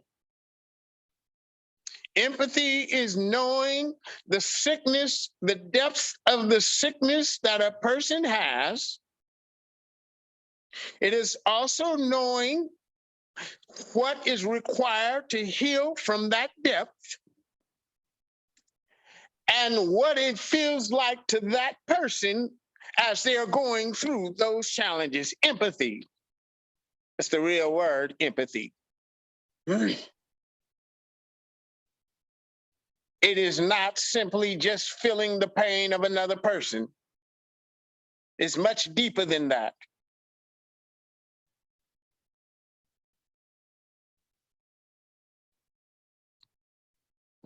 But yeah, that was very good. Sharon. No, Stacy. Wake up, Stacy. Do your mic. I got a little bit here and there. I got little pieces and bits here and there. Do you hear me? Do you read me? Yeah. Yeah, I hear you. What pieces did you get? Well, what you just shared with Sherry really, I guess applies to my week or the challenge I had this week. So I'm a very sympathetic person as well. And if I'm not careful, I will get into a place where I have guilt or shame and react that, a way I shouldn't. And that happens. But what I took away from, I guess, this is something you did not delve into that I was interested. And that was one of the heavens, I don't think it was the Passover, it was the other one you were talking about, anyways. And I've always been equated to doubting Thomas. I have to see something in order to believe it. But you were saying that in that place, all the voices were heard. they were going there to, you know, see if they can come together and agree or whatever. And even though he tell Thomas, you know, it's better if you don't like this person, but even his need was met, and his requirement to understand, even that was met. And I thought, you know, that was interesting. Mhm. So I say, All right. Stacy.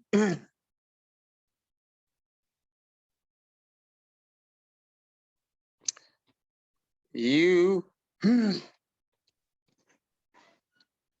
operate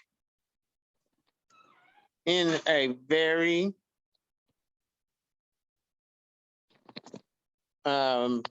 let's see, hold on.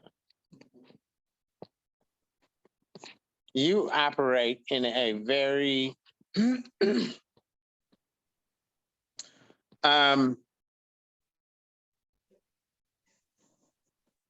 deficient state. Do you know what I mean by that?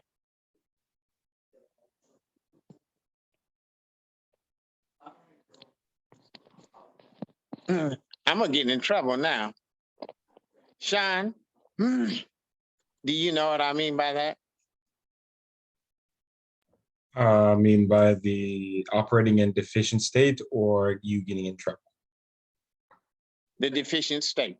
I believe so. Yes. Okay. Chris, do you know what I mean by that? Chris Jr. That something is lacking. There's something that that's not happening, that she's lacking in. Did that make sense, Stacy? Your mic. Your mic. Okay. yeah, but that gives you such an impact because everybody's lacking. Could you say that the heavens would allow you to stay there?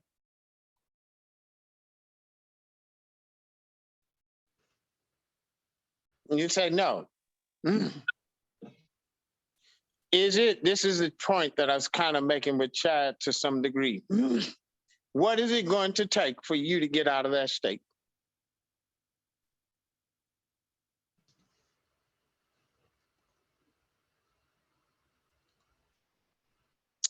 What kind of aggressiveness are you going to have to show?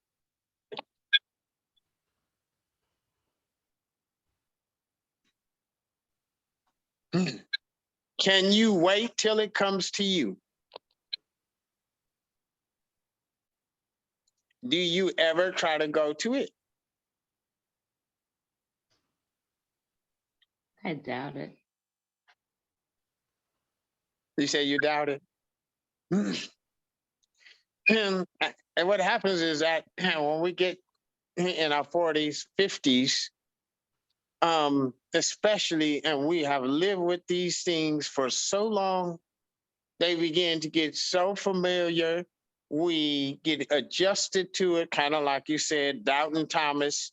Those things become, those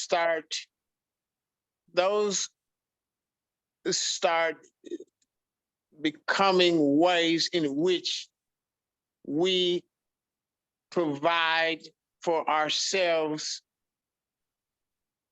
but it's inferior.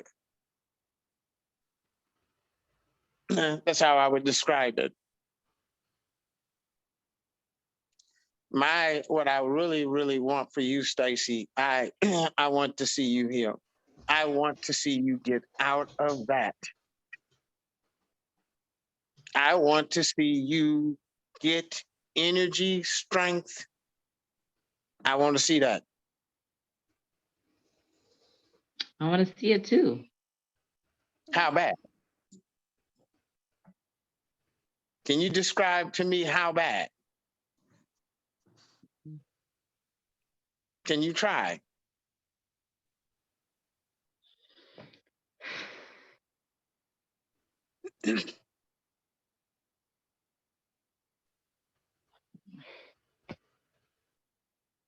I'm not really good at pushing myself, so that would be definitely a place to start. Okay. So what do you need from Crystal? What do you need from Bev? Now, you know, Bev does her job. She does her part in pushing you. What do you need from Crystal? What do you need from Sherry? What do you need from Astaria of accountability for where you are? You cannot stay right where you are. You either gonna stay or die. So we're gonna make you or break you. Which one? You can't stay. You cannot stay where you are. It's not acceptable. You can't stay there. But who says that? What?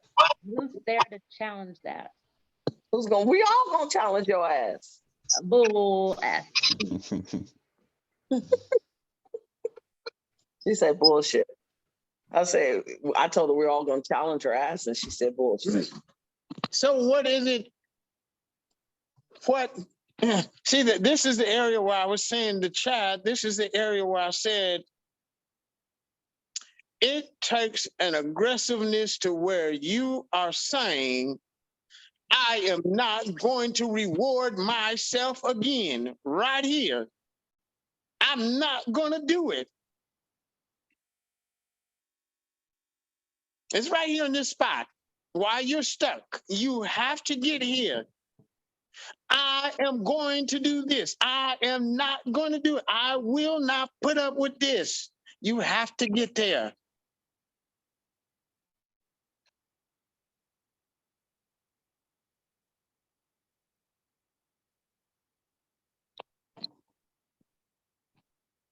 Do you agree? Yeah, Are you willing to do that? I'm willing to try until I forget. Just keep Okay. doing. All right. Well, really, sometimes this has been my approach, but I don't think that is the perfect answer. My approach is because I did not know how to really do that over the phone. I generally say, oh, if somebody leaves with me, oh, I can help them because I have more time and they right there where I can put all the pressures on them that they need to be under and kind of keep the heat on to some degree until it changes. When we're distant away, it's harder. It's harder to keep that pressure on. It's much harder. It's easier to keep it on when you're closer. So, but somehow we have to create something that keeps the pressure on you until you change. It's going to make you or break you.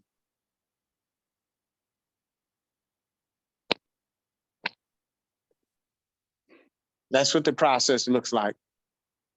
Crystal, would you say that sometimes, even though it has not, I feel like, well, I haven't been really done it with you as much as I need to.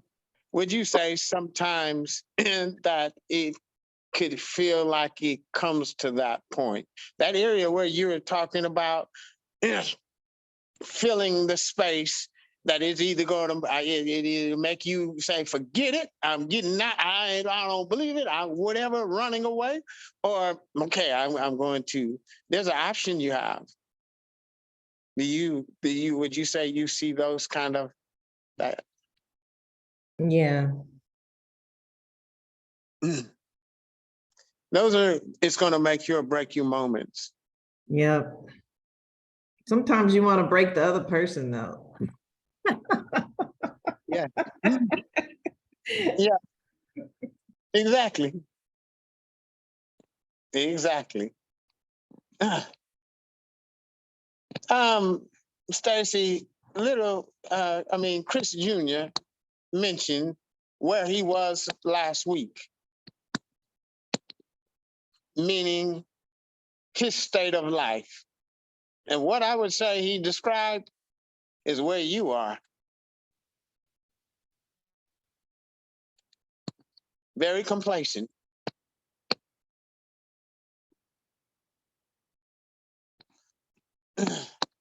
Hebrew is very aggressive. It's a very aggressive language. God is very aggressive, always aggressive.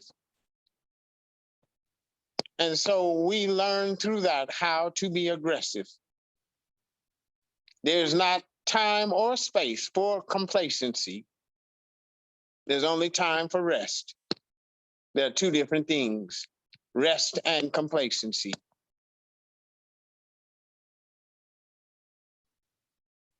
Rest, complacency has a tendency to linger or is prolonged, or it's a prolonged space. And rest is in spurts. Rest is not, it does not take a long space of time or a long period of time, then gets up and starts trying. If what happens is I'm here at the bottom of the pit and okay, I wait 2 months, 3 months, and then I start trying, it's complacency. Rest is a daily thing. It means that we get up and we fight today and we rest tonight. And we get up and again, and we fight tomorrow and we rest tonight.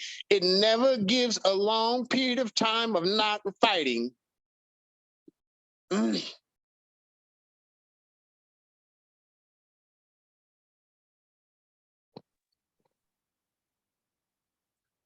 that make sense? All right. I didn't expect it to go this way, but I'll let everybody, we're going to try to close. I'll let everybody share whatever they're thinking, anything that they want to share, questions, whatever, and we'll start trying to wind it down. Yeah, so just to end, how my mom described that presence seemingly taking up the whole space is how I see Uncle Tracy. And so this is something Auntie B was saying to me, that something that she used to struggle with about Uncle Tracy was he's a morning person. And the Johnsons we're very complacent. We can go to work, we can be very physical, but fighting, now that's a different story. You know what I'm saying? No. Anyway, she was talking about how in the mornings he's gonna be up. Like, he's gonna be up in the mornings. And some of what he was talking about with me, I could get complacent and I'm not a morning person and I'm going to work with them. You know what I mean? So it's like, you can have the morning, and what he talked about opinions. You can have the morning and then I'll talk to you at night. I'll talk to you some other time, but miss me with all the morning stuff and not understanding again, rest and complacency. But when my mom described that, something that I was seeing is challenge is what is engulfing the door, if that makes sense. So Micaiah started talking about how the Andersons are judges, and Uncle Tracy was like, look, I don't know, how that was heard, but judging is the challenge that is engulfing the door. And so the challenge that Uncle Tracy presents all of us with is, are we willing to pick up the weight of judgment? So almost out here it is, his yoke is easy, his burden's light, like that type of thing, that people aren't understanding that this is the easiest thing to do, is to go through this wilderness process. That is the easiest thing to do. So even when he talks about name, we had a talk about name and it started going into how a name is eternal. So almost, reputation, that type of thing. A name is a behavior, a process that daily I get up and at night I rest. That's a daily thing. It's not a weekly, a yearly, a New Year's resolution of I'm going to go to the gym. And then, at the end of the year, this year, I'm going to have that same resolution to go to the gym because I can be complacent. But with challenge being that thing that's in the doorway, the challenge of judgment, what I experienced is how we even view space is off. For someone to see something engulfing a doorway or engulfing a space, you have to be intimate with it. And that's where it can come into trying to squeeze around or run away, because our perception of how close that thing is actually. So, if you've ever been in a car, on the mirror, the side mirrors, it says objects in mirror are closer than they appear. And, so again, what, he's even been talking about with Aunt Stacy has been that challenge is here, and to be said, will all be that challenge for you. That challenge is a daily thing that if you yourself, so again, I'm speaking about what I experienced. If I don't understand the challenge and I'm looking at it from a wrong perspective, I will have no choice but to become complacent, because that challenge is never going to go away. That challenge will also never force you to speak, to act, to do anything. And that's, again, where our perception of space and time is off, because we think of it, if this thing, this challenge, this thing that's engulfing the whole thing is supposed to be love, it's supposed to be good, it wouldn't let me just fall. It would keep coming to me. It would be the one that's aggressive. And so it's again that perception being off, that for us to see it like that, it has already extended its hand. It is there. And now it is on us. So something that Uncle Dave preached one time was, or it was the co-pastor or something, but that the usual, the fields are ready, but the workers are few. And again, it's like, do you know what you said by saying that, the harvest is ready, but nobody's harvesting? So it's just things like this that I'm having to be very intentional and focused on, that we have a choice to not have a choice, if that makes sense. So we have a choice to become intimate with this thing that is already intimate with us. As we go about receiving that message, how we interact with that challenge will then show in our behavior. It will either bring us forth, so to make you or break you. It will either strengthen and fortify, where you are able to feel. So what Kayla was kind of talking about, you're able to feel, but you don't place all of your stock just in the feeling. You act. And as you're acting, it is what allows the feelings, the negative, the guilt, shame, all of those things to be dispelled. Because, again, these are all little points that Uncle Tracy, tools that he's given, that's like, at the time, it's not applicable, like how this is just me. It's not applicable. Proving something right. Everybody knows if you prove something right, you got the right thing. But how he was saying proving something right is, when you prove something right, you automatically disprove. So there is no process of disproving something. There's only the process of proving something right.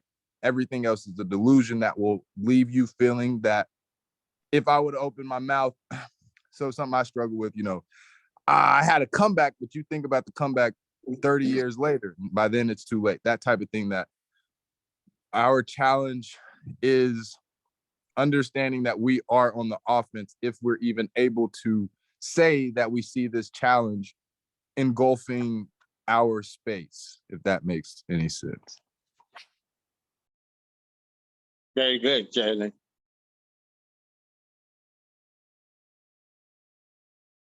All right, anybody else?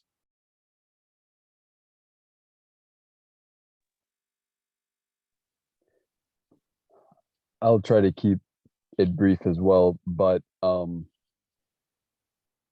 I would say it was a good talk in general, and it definitely hit on what I feel like I've experienced this week. I'll say first that when Uncle Tracy was talking about I forgot what the verse said, being in the Lord or something like that. It reminded me of, and you all might have heard this story at a different time, reminded me of when Uncle Tracy was talking about, I don't know if it was Grant or some other pastor, Uncle Tracy, and you all were talking about the metaphor. So you said that Sabbath or the feast days were the body of God, his organs. That's how I see it. And of course, that was what came to mind when you shared what you did. I think I got a clear picture of what that looks like. So when you said that each of the feast days represent an organ within God's body, and then you go through that process every year, there's a point in which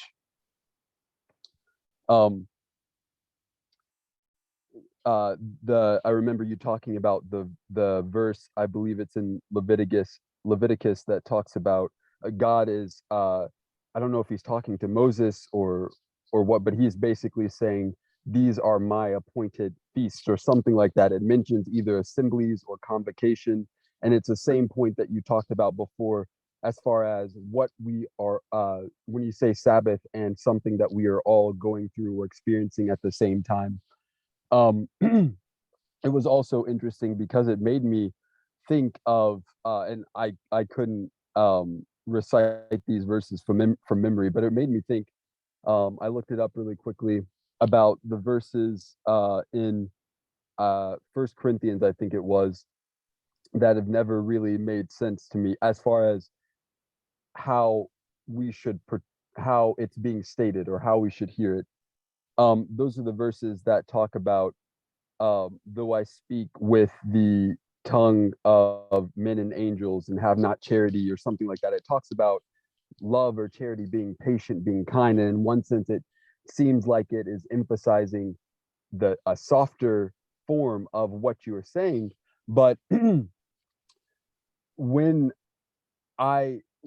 you were saying what you did and tying those verses in, when you talk about the aggressiveness of love, it makes me think of the love your neighbor as yourself. In Leviticus, there's a similar verse where it talks about do no unrighteousness in judgment, give no preference to the poor nor to the mighty, but judge your neighbor in all righteousness. The point in which that is love, and that is what when you talk about coming and proving the right and seeing the same thing. Anyway, those verses came to mind as just something that I never really I guess given much stock to. I don't know how you want to say it. My week, on one hand, I don't know much of anything about offense. My week has been if I were to encapsulate it, it was the verses that you shared, Uncle Tracy, a while ago with that you were explaining for Ptolemy in Isaiah 45 and something, and specifically the verses that speak to woe to him that it gives a couple of examples. It uses father and mother. Woe to him that says to his father, to his mother, what begetteth, or what begottest thou, or however it says in the King James Version. And it also says, and it gives that similar kind of picture in our relationship with God. And then it says in the following verse, something about commanding God, almost to the point of seeking or inquiring as to what he has made. So even in the point, as we've talked about in this call so often, I am and becoming I am, understanding who you are, how you were made. There are areas in my life, and it kind of ties into the point of guilt.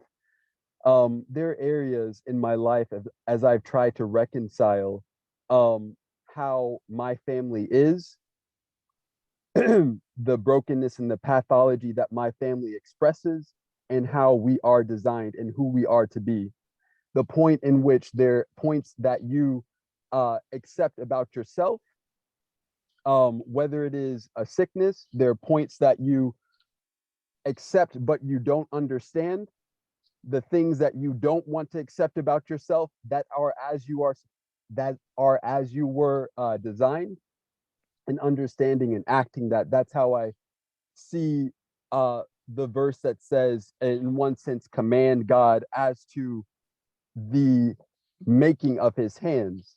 The last point in that is understanding the challenge or the conflict that comes with that, because I think that on one hand you can see the verse woe as from a victim mindset, so a point in which you have given up and you are simply accepting without understanding.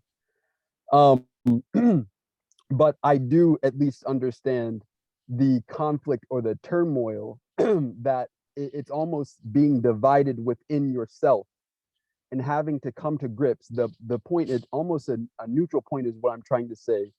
And this is really how I heard Uncle Tracy present understanding, whether it is in his particular journey, how he sees how he was designed, or the Anderson family seeing the journey. And again, it's not something you said before. Jalen mentioned it today. The way that Jalen expresses it is, if people, something like, if people understood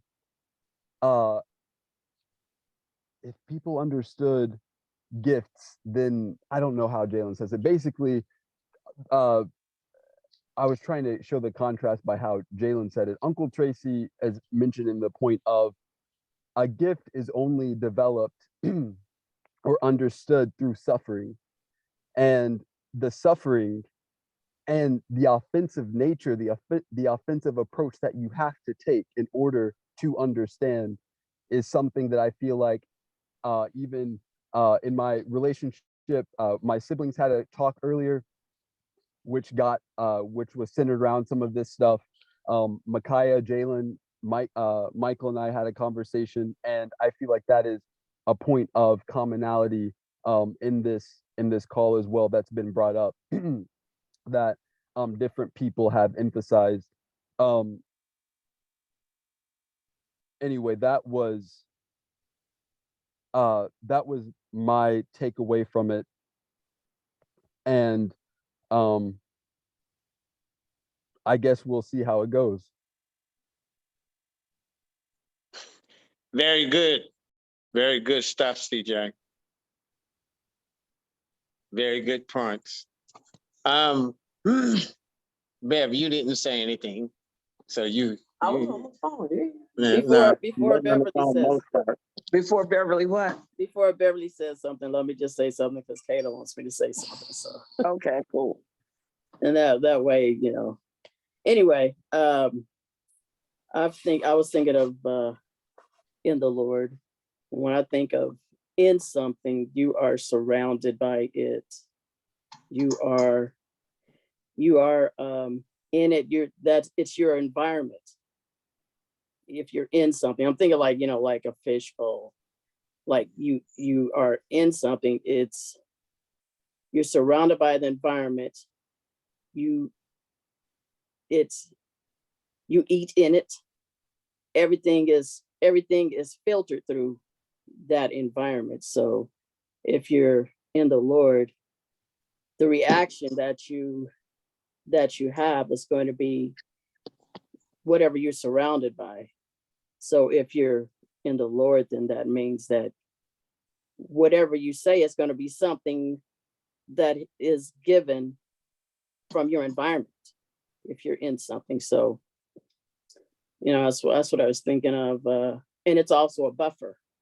If you're like in something, it's also a buffer from whatever is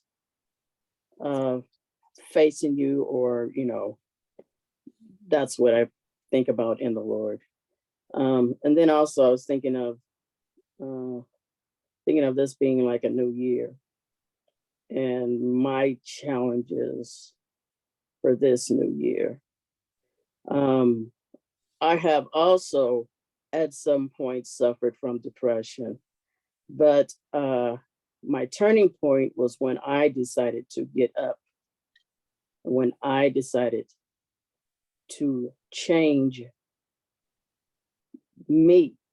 You know, I think of life really is really just the image that you are seeing of yourself, because everything that we do, we interpret it through what we think.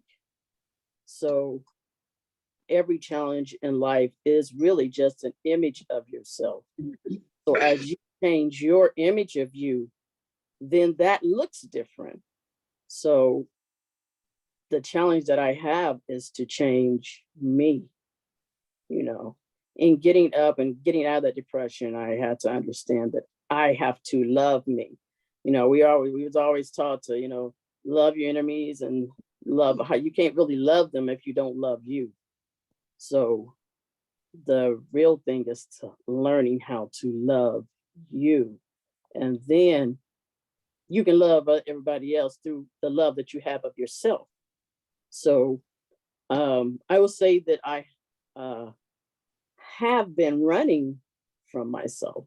And so, you know, I've been running from the image of myself. So now it's time to face me and, you know, to go back to those challenges that I had and the image that I saw and the way I interpreted, you know. When I change me, then those image will change and the challenge changes, because what I thought was a challenge is no longer a challenge because I changed me. So that's my challenge for this year, to actually face me. So, all right, now. Thank you, Heather. That's a pleasant surprise. What I would say is, you don't have to answer this question, but think about it. There is our true challenge, almost all challenge comes from relationship. So it is operative within relationship. There are challenges that come from isolation, but generally, if you say challenges that are coming from isolation in human behavior, it's generally, it translates into words like hatred, self-hate, even depression. All of those things are isolation behaviors. So I'm saying that that's a type of challenge, but how someone said this, somebody in this group said this to me the other day. I don't know, they may remember whoever said it, but someone mentioned that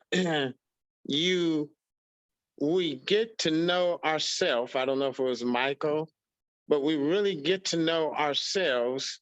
How we know ourselves is really through other people, not what other people are saying you are per se, but it is in relationship with other people is the safe way to, the safest and the godly way to get to know yourself. What I'll also say is introspection, real good introspection. We all have a tendency to have introspection, but real good introspection is after something has reflected on you, or after the person you're in a relationship with has reflected on you, then you have introspection. What we have as oftentimes as introspection today is us internally looking at ourselves and making adjustments according to what we see ourselves. That is incorrect introspection. It's not whole, it's not healing. All introspection, good introspection, generally comes after judgment.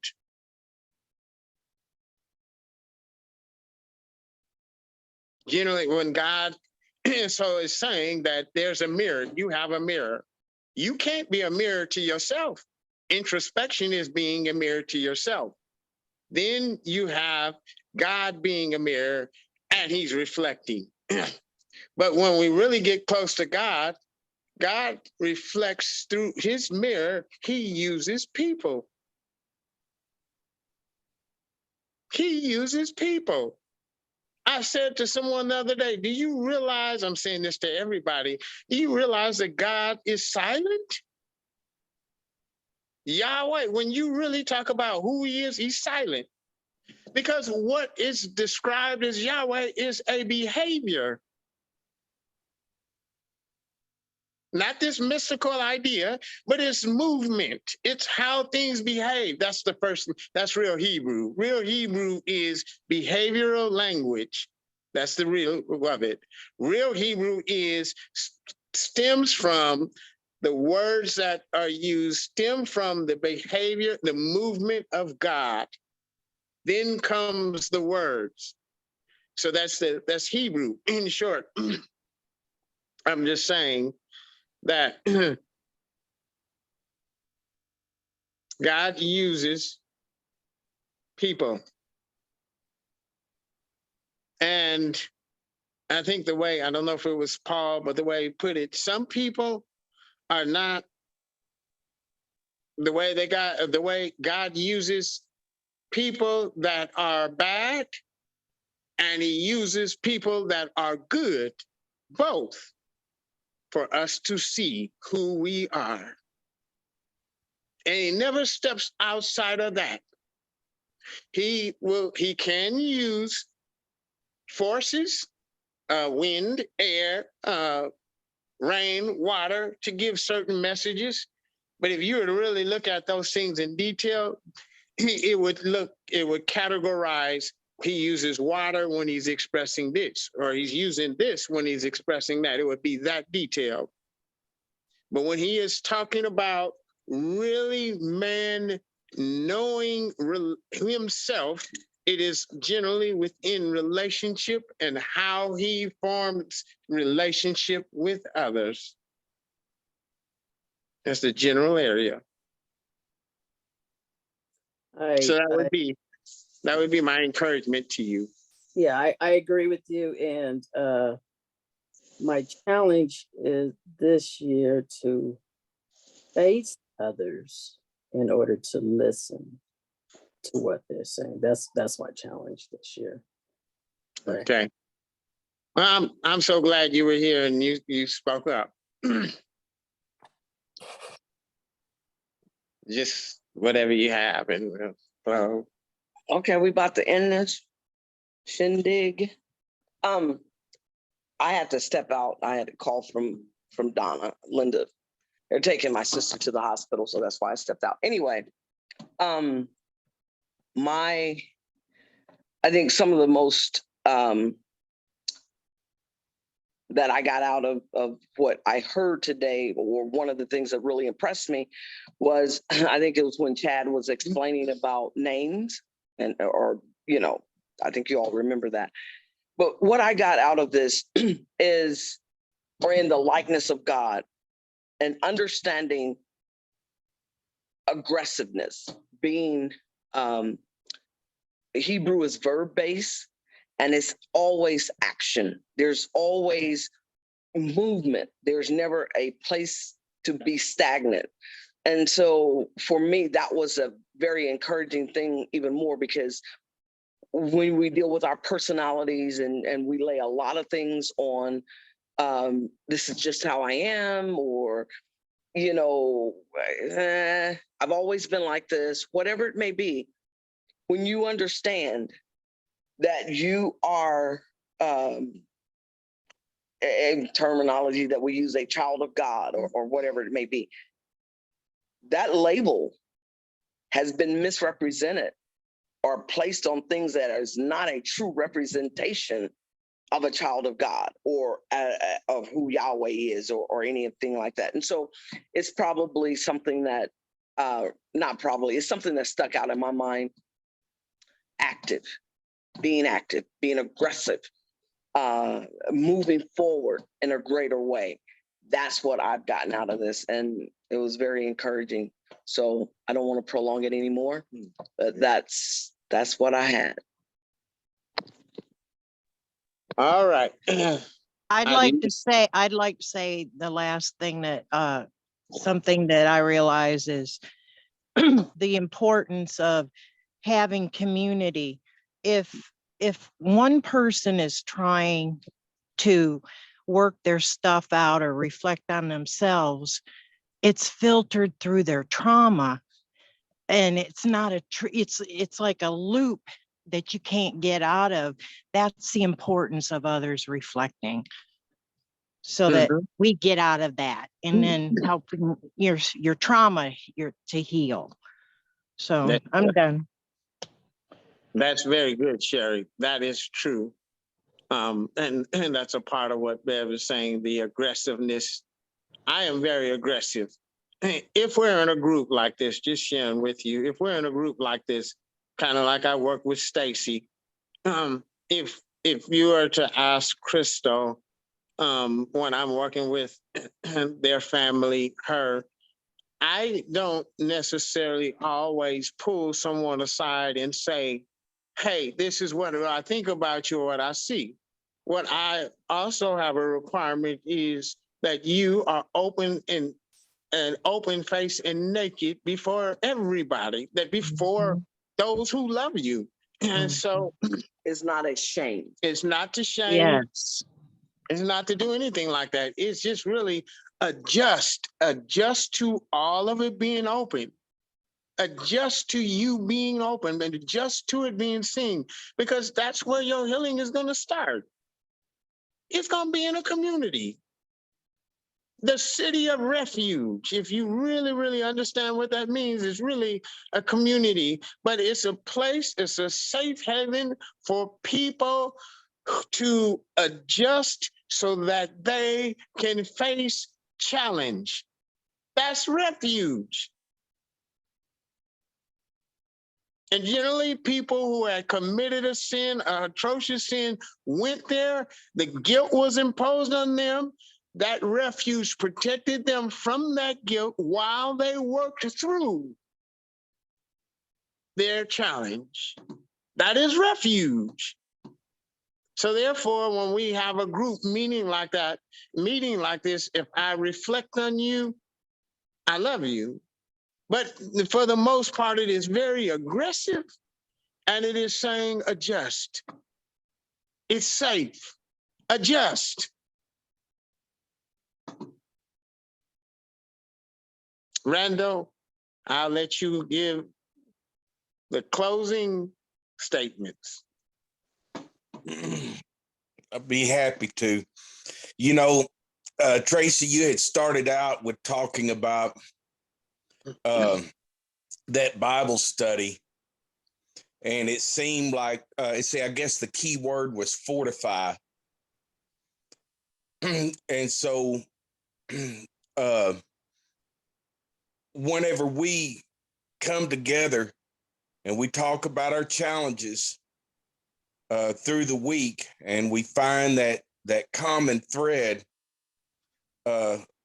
ultimately it is a place for everybody to find a place of resolve. Mhm. I heard Tracy say, "Oh, you need to go through a challenge," and I immediately think of the word challenge, and I think, "Oh, difficulties, messed up feelings, things that I didn't feel good through the week." Well, I think of that word challenge, and it seems to be the dominant word. But the other word is through, to go through the challenge. So if we're going to make an impact, we're going to be just like musicians. And let's just say that the difficulty for the week is a box. Well, that's the way music works. And right as you come full circle through this cyclical event, there is always tension in the music. That is challenge. Well, a functioning dominant or functioning tension will always have you landing in a place of one-mindedness. That's my encouragement for this group, is to know that as we go through the challenges, not to be passive with the disruption, but to rather embrace and find, yes, you need to put the work in and look, but part of putting the work in is listening and letting other people look. This is a functioning dominant. If you land in some other place other than a collective community mindset, this is a static dominant. It's landing in the wrong spot. So it's my encouragement that we do lean on each other. We do put the work in, and we come right back through that challenge to a place of resolve till we can go full circle again. Thank you, Rando. Good words. I love the passion. That's that music thing. Yeah. All right, everybody. Let's say bye. See you. It's lunchtime. Doodles.